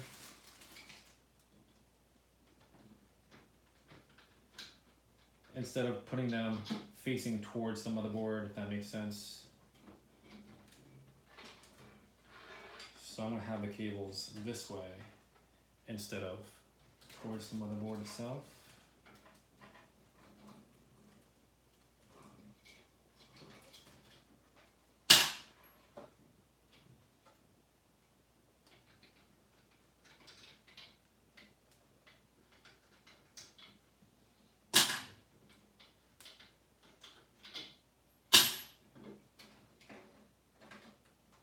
I want to say like this RGB stuff is probably adding like an extra, maybe adding an extra half an hour give or take, because it's so complicated with all these extra cables here. You know what? I probably should have just left. Yeah, I probably should have just left the one on the rear downwards and just snake that around. Learning a lot though, I'll tell you that much. First Ryzen, AMD Ryzen build, as well as my first RGB build, as well as my first double fan, ridiculously big radiator build. Because I'm so used to the Corsair H60. It's a lot easier to use that one because it just pops right onto the back. All right, just hand tighten those. Now, this fan cabling, I want to go this way. So it's definitely a lot less work.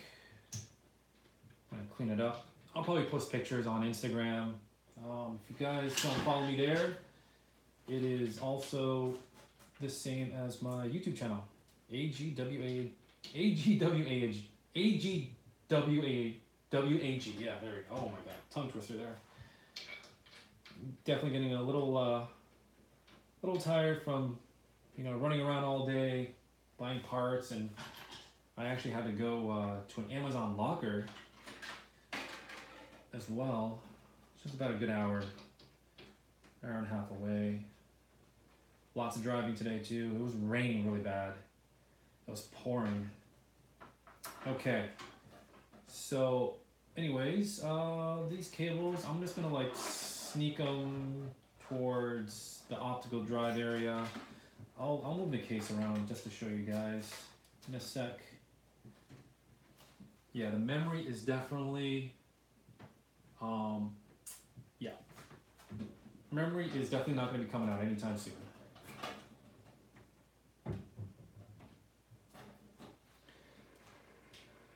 So I'm gonna sneak everything behind the memory now. Wow.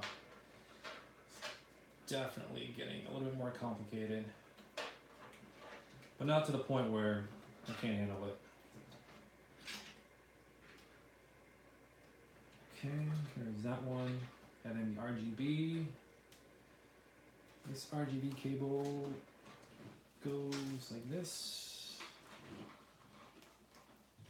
Yeah, I'll definitely have to hide tied and zip tie and all that good stuff when I get around to it.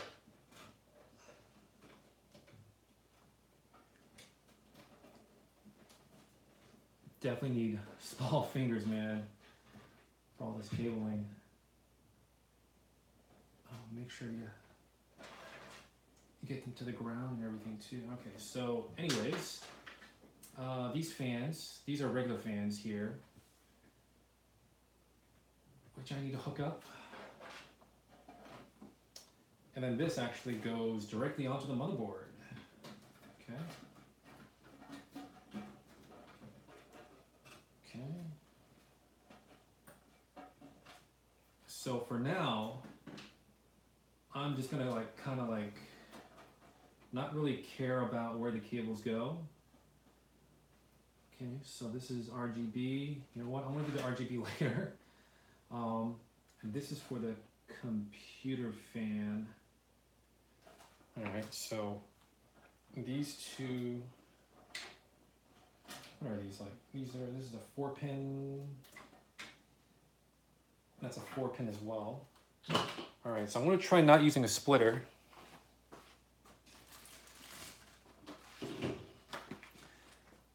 Check the manual again. Manual, man. Definitely do not want to. Computer fan, channel fan, chassis fan rather. Alrighty. Computer optional. So I'm just looking at the manual here. That's A, so that's the one at the very top. That's probably the one that I want to have. This one here. Well, that's a CPU. So this is a 3. That's a 3. It's a 4 and 4. That's a 3 computer fan. Okay. Computer optional. Chassis fan is D.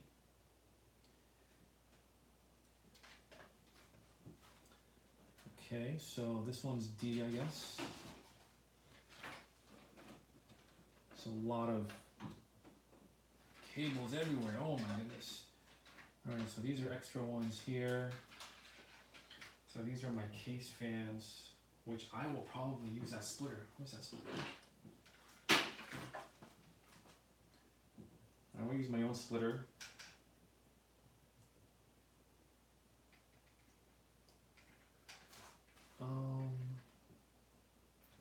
Chassis fan.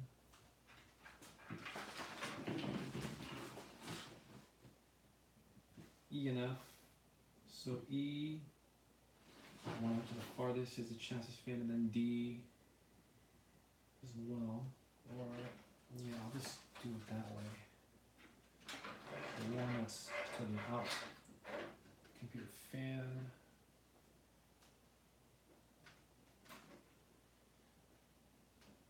Computer fan this way.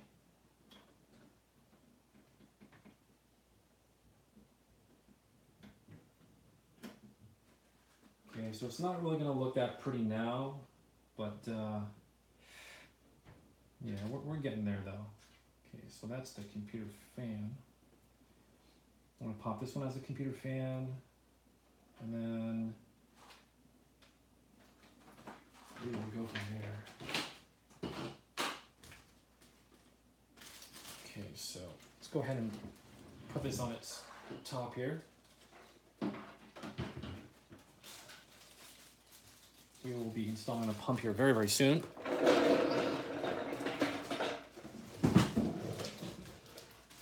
Okay, as you guys can probably see, it's kind of a mess everywhere now. All right, so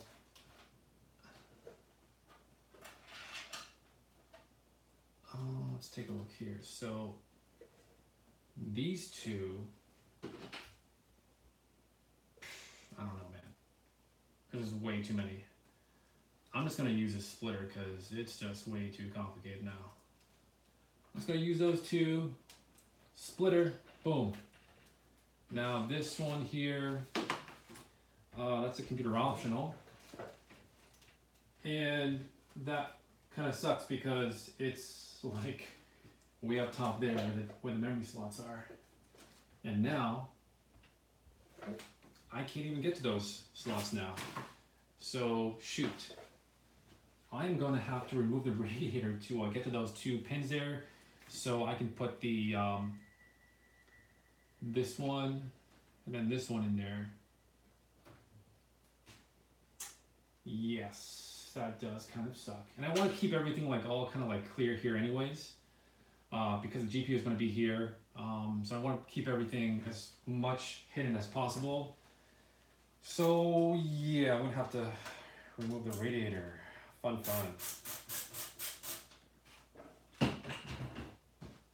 So now I'm going to bring this back down again because I don't want the radiator to be hitting me, you know, if it falls down or whatever. So let's go ahead and remove the radiator. This is where my quick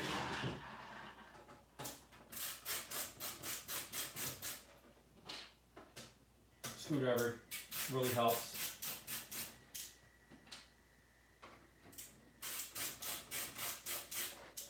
And I'm not even going to be doing all 8 screws this time, just in case I gotta take it apart again.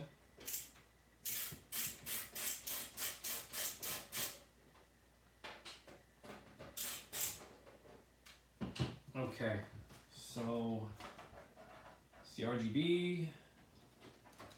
This is the radiator. It's getting really complicated. Okay, so those two cables hide behind there. And then these two go over there. So which one's the computer fan? Is it the top one or the bottom one? Computer fan is on the very top. Okay, so I want to put this one here, goes on the pump.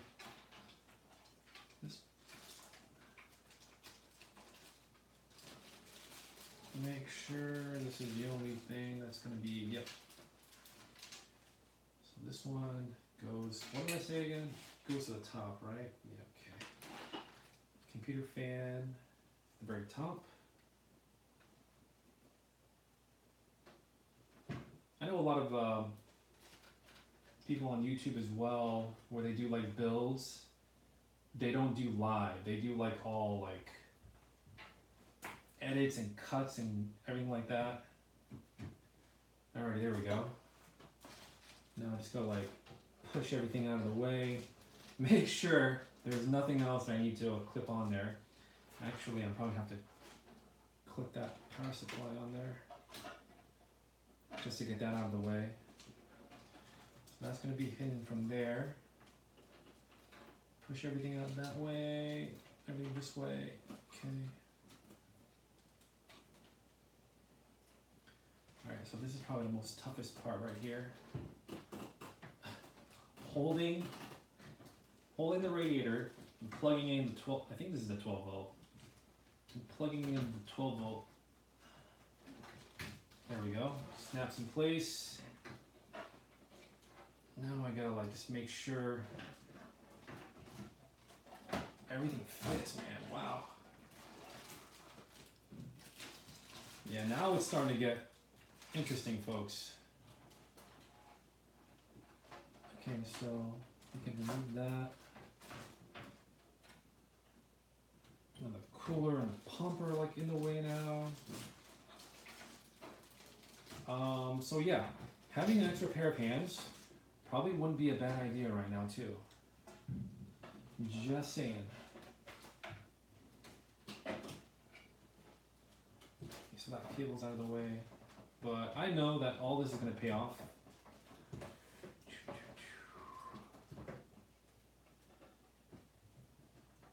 Can I squeeze that in there? There we go.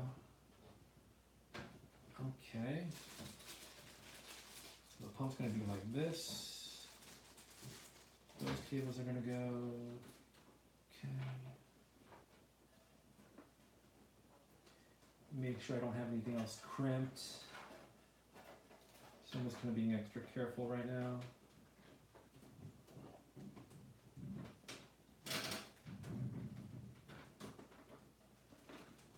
Yeah, that 12 volt, man.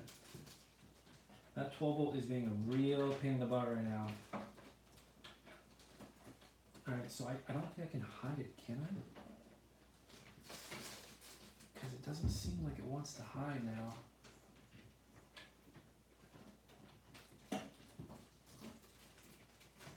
Alright, put the pump closer. Bring that 12 volt in there. And then just, yeah, hope to.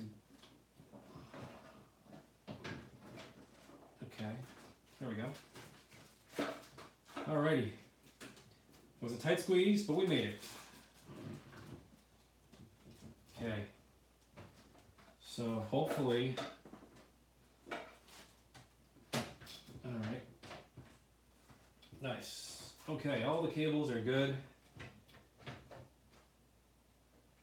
Now to put the freaking radiator back on.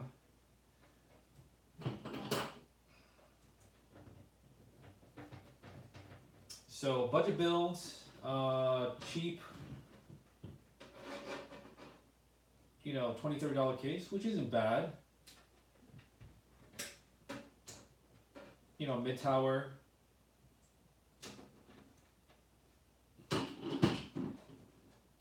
Definitely get a lot less room than a full ATX, that's for sure.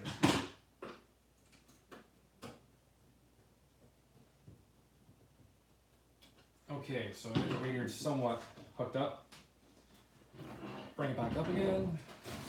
Oh, that pump almost fell. Okay, so now we're just gonna go ahead and tighten and secure the radiator.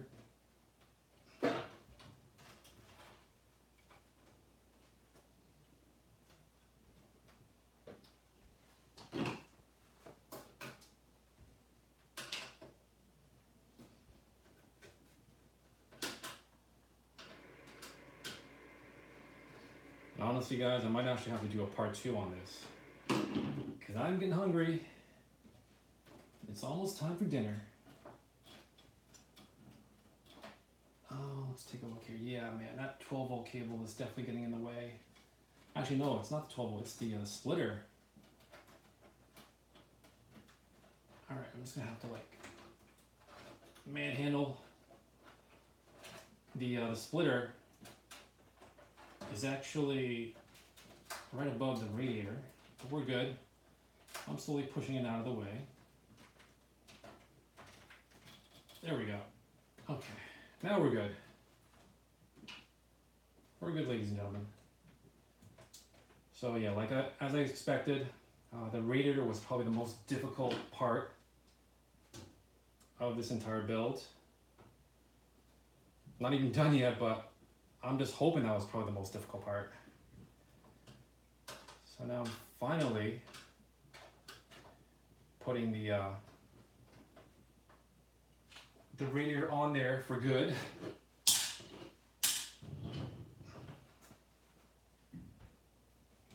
And like I said before, I'm only doing 4, all the corners instead of the other ones in the center, just for now. Because who knows if I need to freaking take that radiator off again. Okay, so as I was saying, this is the RGB, which is going to be controlled, and the arrows obviously go to the ground.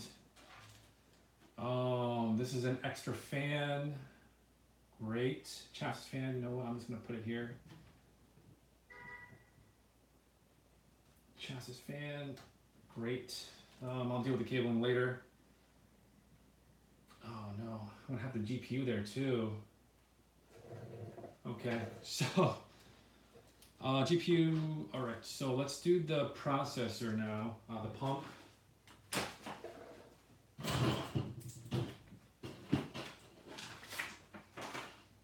Okay, warning, thermal paste, okay. I have to bring the case back down again. Case back down again. Actually, I can probably hook up the 12 volt as well. I'll do that later. Let's get this freaking pump installed, man. I'm excited.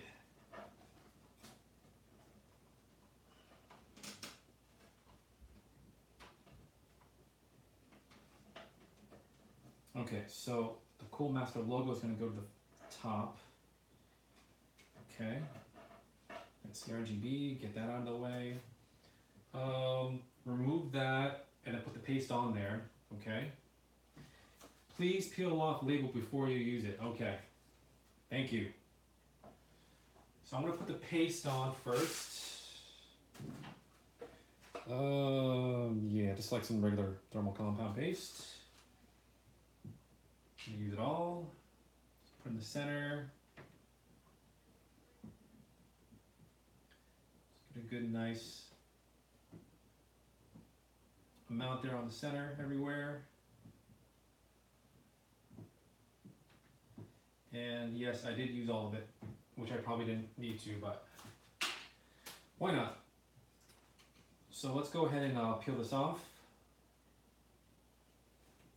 You don't want to touch, obviously, not the pump or anything like that in that area. Okay. I'm gonna check the manual. For AMD. Oh boy, more screws. Okay. Where was that shield? Okay. So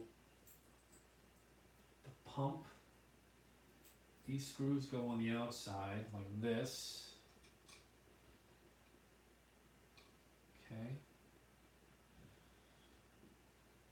And we're going to use these silver colored screws.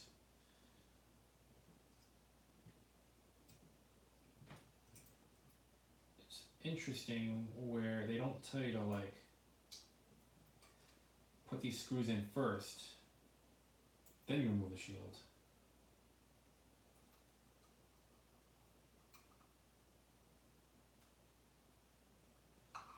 Does not make any sense, but alright, so I'm going to pre-screw these screws in here. Pretty sure these are the ones.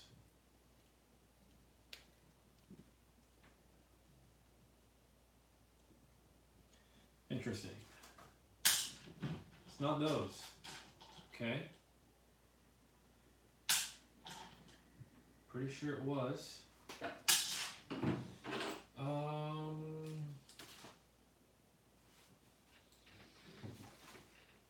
Yeah, should be those screws right there. I guess we can try the other ones. No, those were the only ones. Okay.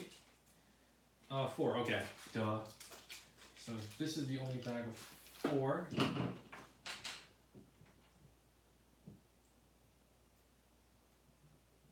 These definitely look a lot different.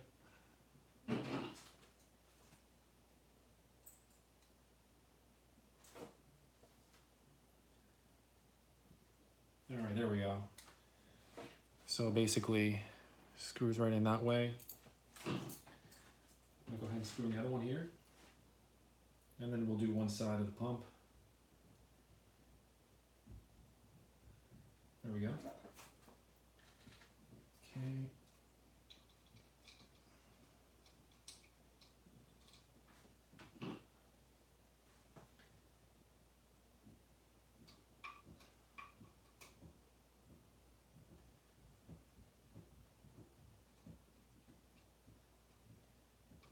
So this basically secures the part where you gotta snap on the pump. Okay, so if I did it correctly, these two are gonna be on the sides where the pump hose is, which is correct.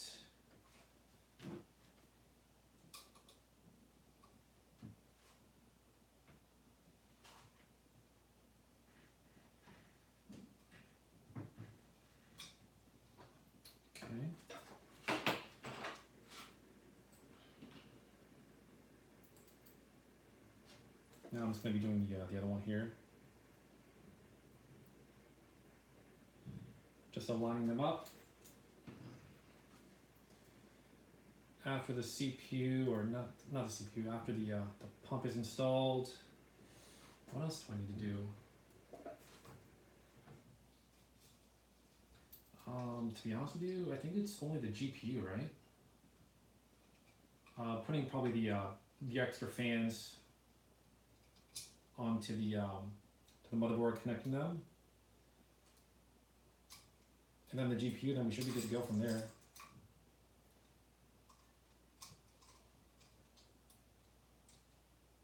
But like I said before, it's so much easier with an extra pair of hands, probably.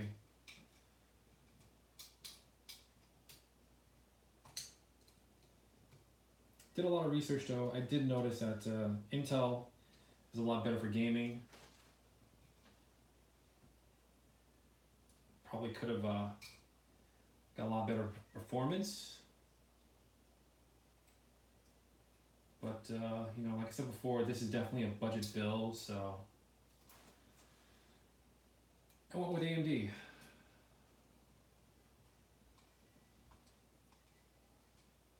Careful not to touch that copper. Okay, that's one part done. Now we're just going to do the other side. Install the pump, tighten it up. And then the radiator is finally going to be installed.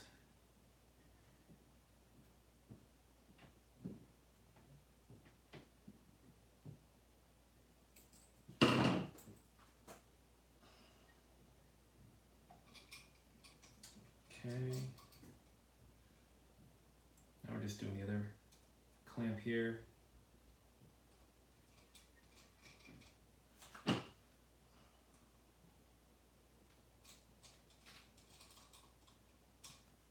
Just hand tighten one side.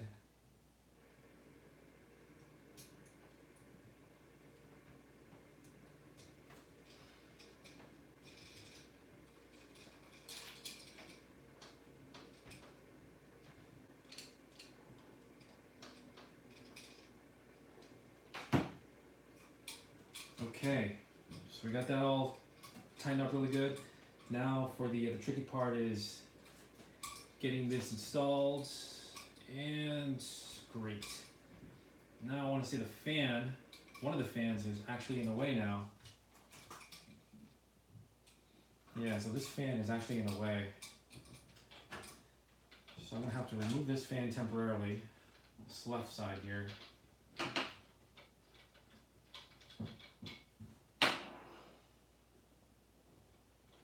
Because that clamp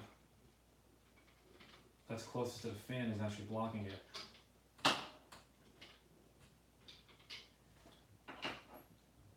I am glad it's definitely not the radiator though. Alright, thank goodness this fan has a lot of cabling, so I can just put it aside there. Okay. Now what I'm going to do is, before I do this, yeah, okay. So just install the pump onto the CPU.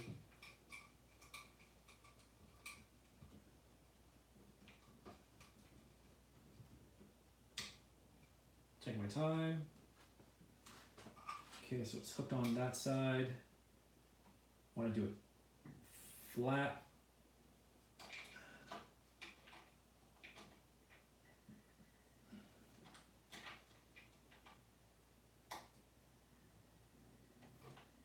Make sure it's centered.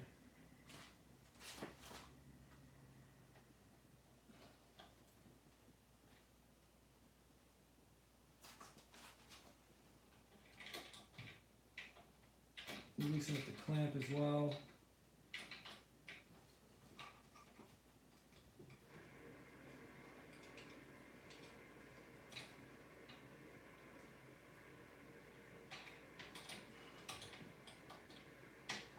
There we go.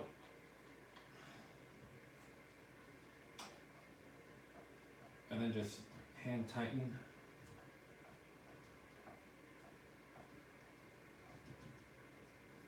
Hand tighten down the pump. Yeah, it's the tubing isn't going to be that bad, to be honest with you. I would have liked it to be closer out of the way, but it's fine.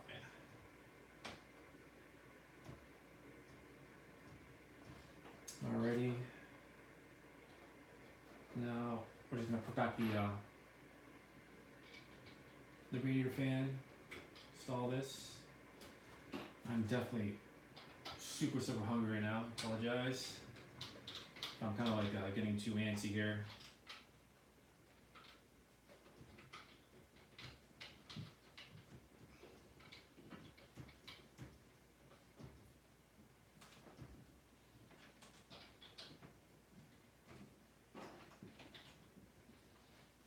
Yeah, that is definitely a really super tight squeeze. I'll see if I can show you guys as well.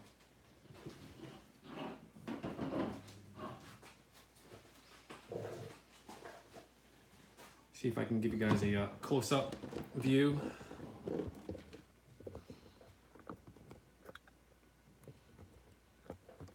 Sorry for the lighting as well. I apologize. Alrighty, so I can't even screw in this fan here because the cooler, the pump rather, is right there. So it's kind of unfortunate, but I'm only gonna have to use three screws for this fan, which is fine.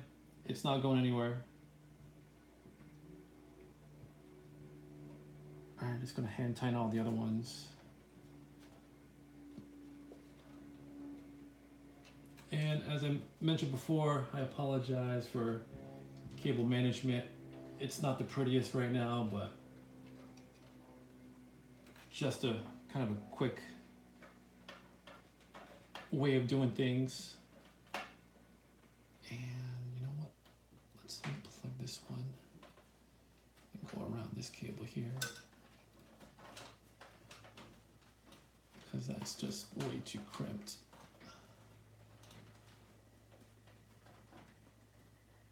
And let's pull those pins out. There we go. Now you just drag on it all day. There we go. Put the pins back in. Okay, there we go. Got that out of the way. I'm gonna have to probably figure out how to you know what? Yeah, I'll just zip tie it. There we go. I'll just zip tie that one. I'm gonna put this cable, I don't know. Just gonna hide it here somewhere for now.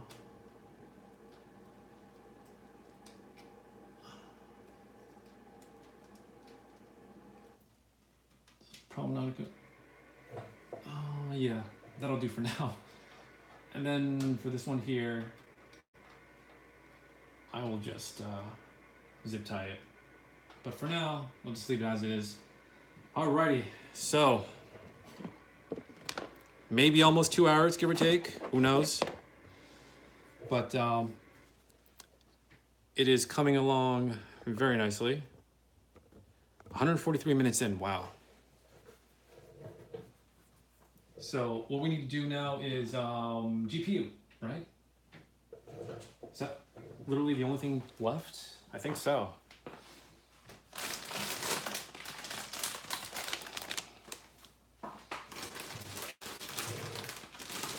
Okay, GPU, Gigabyte 1060 Windforce OC, super long name. I would have to figure out this cable here as well. I'm just gonna put it here for now. There we go. Put it between two tubing. All right, that one goes to the very top there. Pull this. All right. Grab one of these here.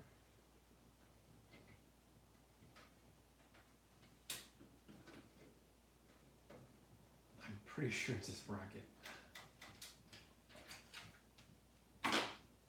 Okay, so needs two brackets, two slots.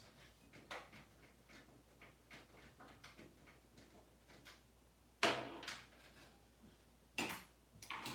don't need those anymore. Now for almost the finishing touches. Oh my goodness. Okay, so we needed the second and the third level instead of the top two. Okay, we're almost there, folks. Thank you for sticking with me if you guys are watching this entire video all the way through. It's definitely a good way to learn myself, especially what to do, what not to do in the future.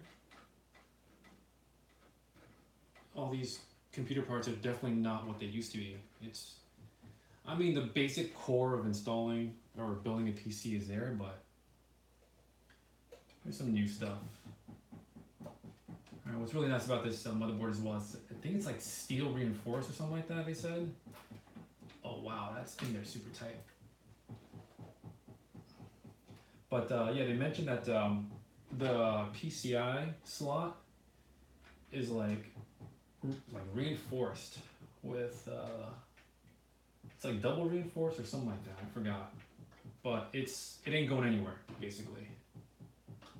Once you have it there locked in place for the GPU, it's not going anywhere. You guys can probably check that out in the manual or on the website for this specific motherboard. All right, good to go there.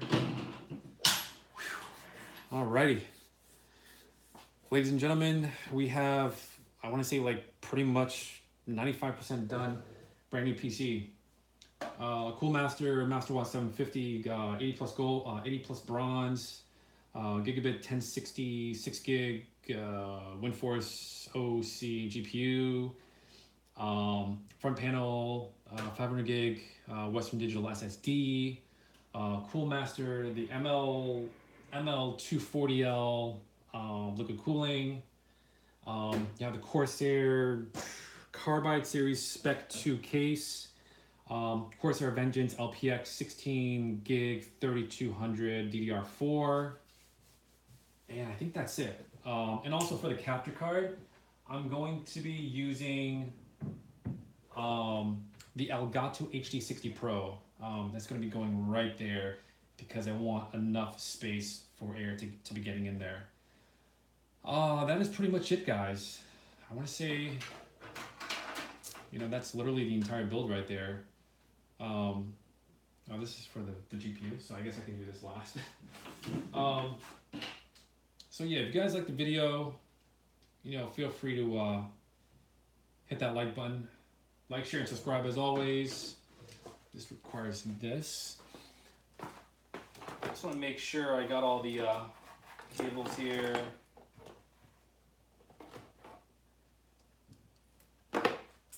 Okay, so it's gonna need this one.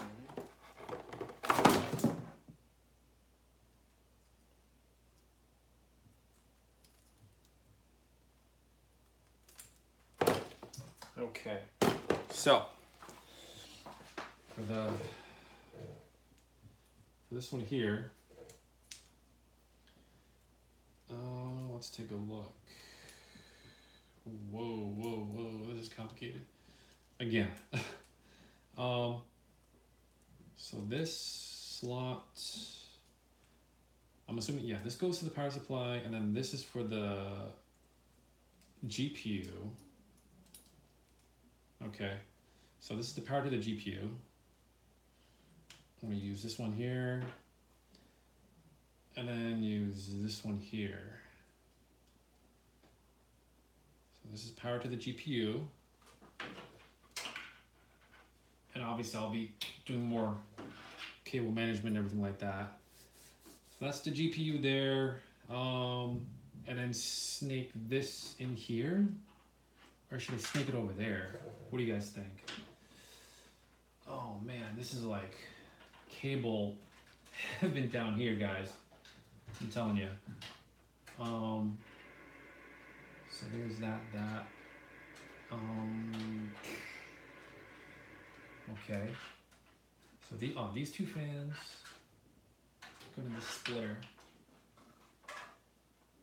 Pop this splitter out the way. Hide it in the back here, and then bring it back up here. There we go. Nice and neat. Now we don't see all that ugliness. So it's only gonna get pretty ugly for cables down here in this general direction, which isn't too bad, I guess, right? And then finally hooking up the power to the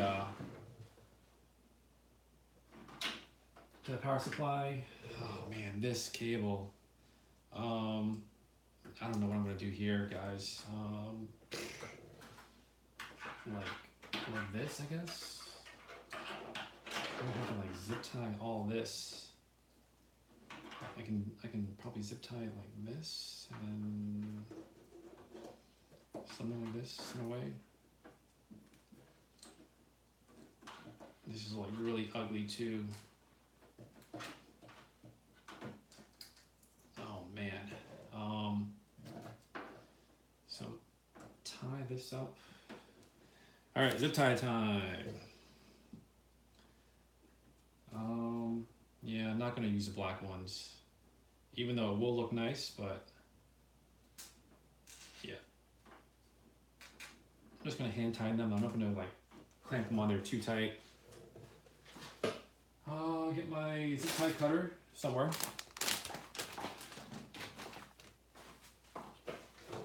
Okay.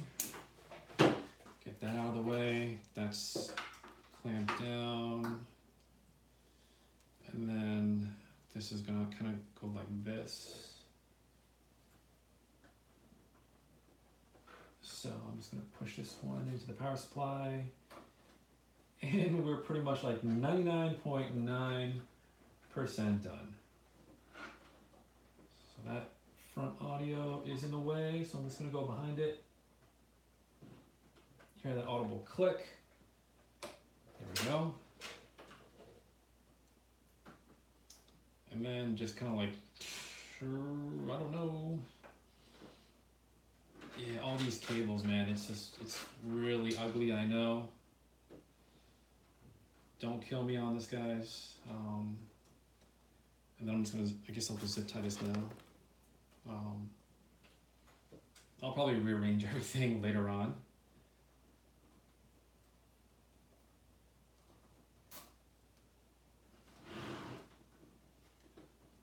But yeah, that's pretty much it, guys. Thanks for watching.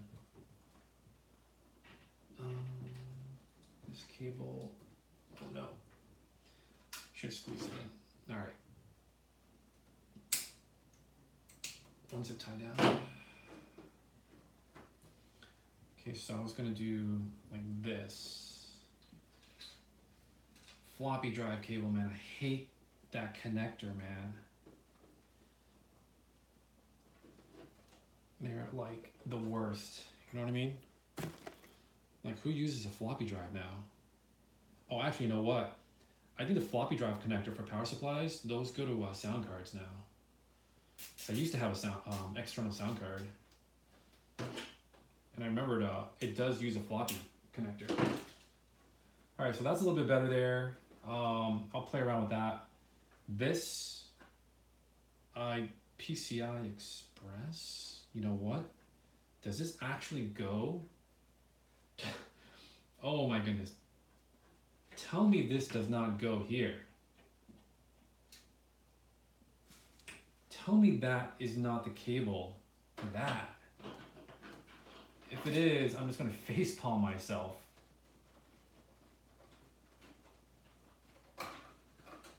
Which I think it is, you know what I mean? Okay, so that was the power supply manual that I gotta go find. I'll just double check. So that's the case manual. What is this one? Power supply user's manual. There we go. Okay. So I'm the MPX750. Okay. So this connector here, PCIe 6+2 pin. I'm assuming, yeah, I'm assuming that is for your video card, so I don't have to use this old one, this old adapter with the Molex. All right, so I guess that was it. Yeah. All right, so I don't need this thing anymore. All right, 2 more zip ties down. And then this Molex splitter for the GPU. I don't need this anymore. Get rid of that. And then this goes back into the case for the power supply. If you ever want to do like SLI or hook up any more SATA drives or SSDs, but I mean, I've got plenty. I've got like 1, 2, 3. I've got 3 extra power connectors here. So yeah, I'll probably put 2 mechanical drives down here. Maybe go an extra SSD there, who knows? But that's perfect though. 1, 2, 3, and I got 3 extra slots there. Yeah, so down here is pretty much going to be like cable heaven. Yeah, so that's the GPU cable there.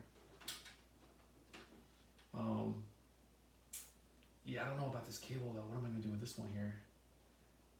I have to like make sure that doesn't bend or break or anything like that. So, okay, so for now, I'm just gonna like kind of like just leave it there. That's cable heaven. This area, ladies and gentlemen, is cable heaven right here. This one's for your other video card if you ever need it. And I guess that's it, folks. Really, the only thing right now that I need to do is install Windows, I guess. RGB, that's probably the last thing that I need to do. So let's go ahead and plug this one in here. The arrow goes to the 12 volt ground, or the 12 volt rather. There is a specific way you want to do it. Yeah, 4 pins. All right, ladies and gentlemen, that is the new computer built. Now, the only thing is, will it start? So let's give that a try. Let's go ahead and hook it up. Power is off there. Actually, one small minor thing is probably power to the motherboard. So let's go ahead and connect this one here.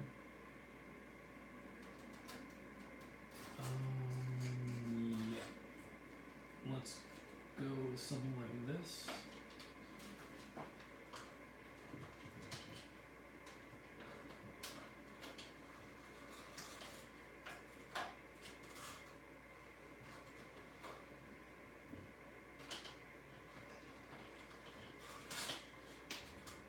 And then it goes like this. Oh, that's gonna be, I don't know why they don't like make these any smaller. These cables are huge. I go to the motherboard. And as I did this the first time, now I don't have anywhere to grab onto from the top. But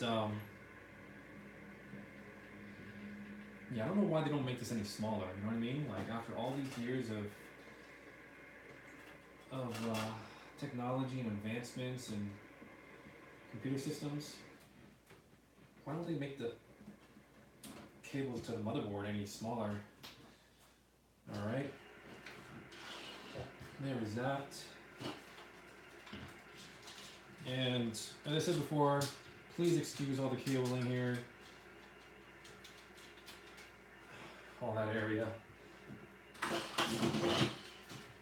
So now we're going to finally start up the computer here. Wow, lots of 3.0, man. I got 1, 2, 3, 4, 5, 6. Okay. We're getting close, guys. You know when you're hooking up the mouse and keyboard, you're at the home stretch. All right. I'm gonna see if I can put this as pretty as I can. Grab a monitor here.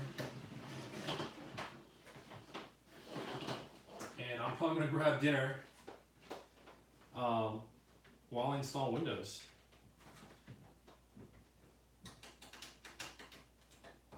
Okay, got the monitor good to go here. Yes, ladies and gentlemen, new PC built. USB here. I will put this here in the back. Put in the USB 3.0 slot anywhere.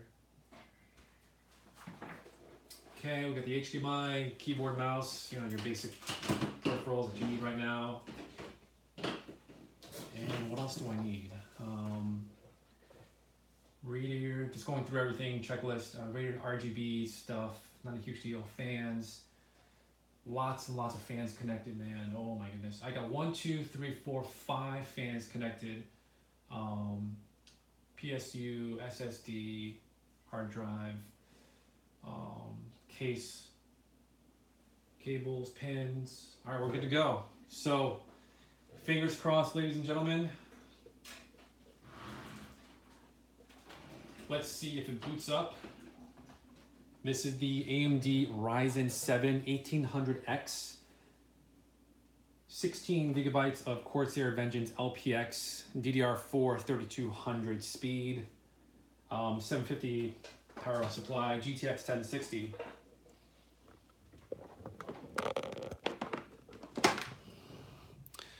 Alrighty, let's see if it starts up. My bad. Put the power on.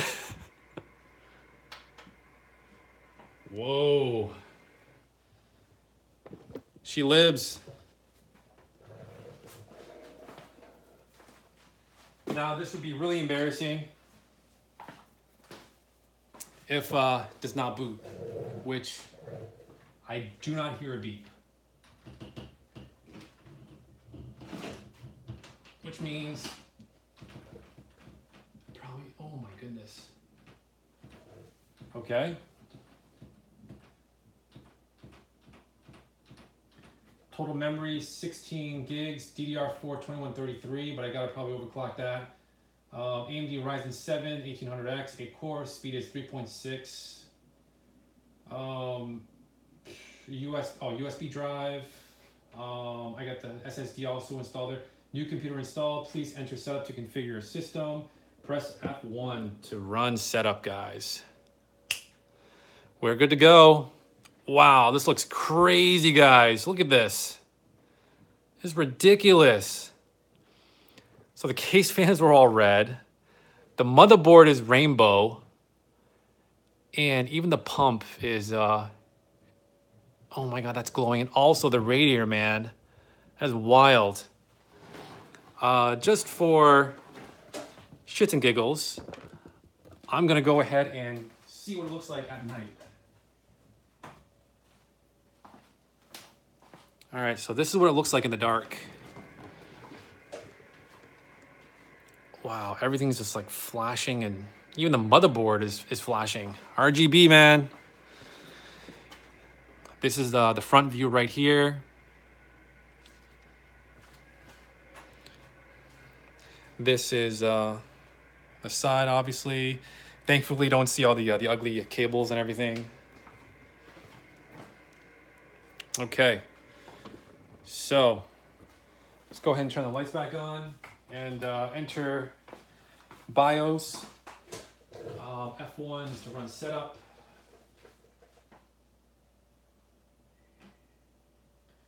Whoa, pretty spanky. Forgot to bring a mouse pad here, sorry. Okay, so computer core voltage, motherboard temperature, boot priority. I want to put the USB as boot. System tuning, these are the fans, no water pump obviously. Let's take a look here. Advanced mode, there we go, F7. Let's take a look here. The memory speed. Advanced. Onboard. Computer configuration. Monitor, no. Okay, so right now, CPU temperature is 33-ish. Motherboard is 29. So it's running pretty stable. Let's take a look here. Main, how do I do the memory?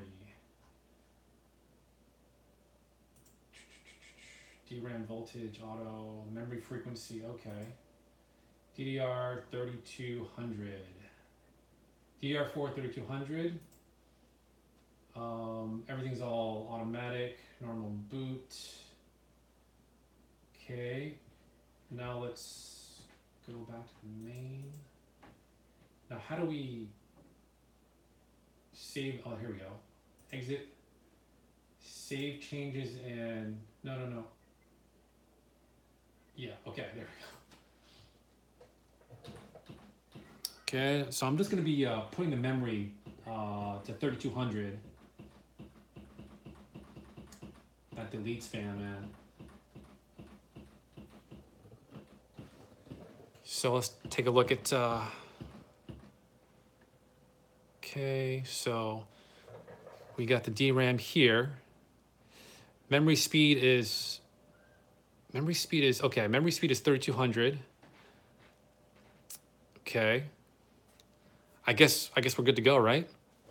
So we're gonna go ahead and reboot. We're gonna reboot to the USB, and then we're gonna be slowly installing Windows. Alrighty, guys, I wanna say that's pretty much it. That's gonna be the end of the video here. As long as it boots up to the USB and Windows install comes up, it was a long install. 167 minutes as of right now. That's a little bit over 2 hours. Everything looks good to go right now. I'm just gonna go ahead and let it install and go grab dinner. Thanks for watching. If you guys got any questions, comments, or anything like that on the build, feel free to leave them at the bottom of the video, the description. And next. And if you guys enjoyed what you've seen, feel free to leave a like, as I mentioned before. And I will catch you guys in the next one. It's missing a media driver your computer needs is missing. This could be a DVD, blah, blah, blah. Okay. No device for make sure you're...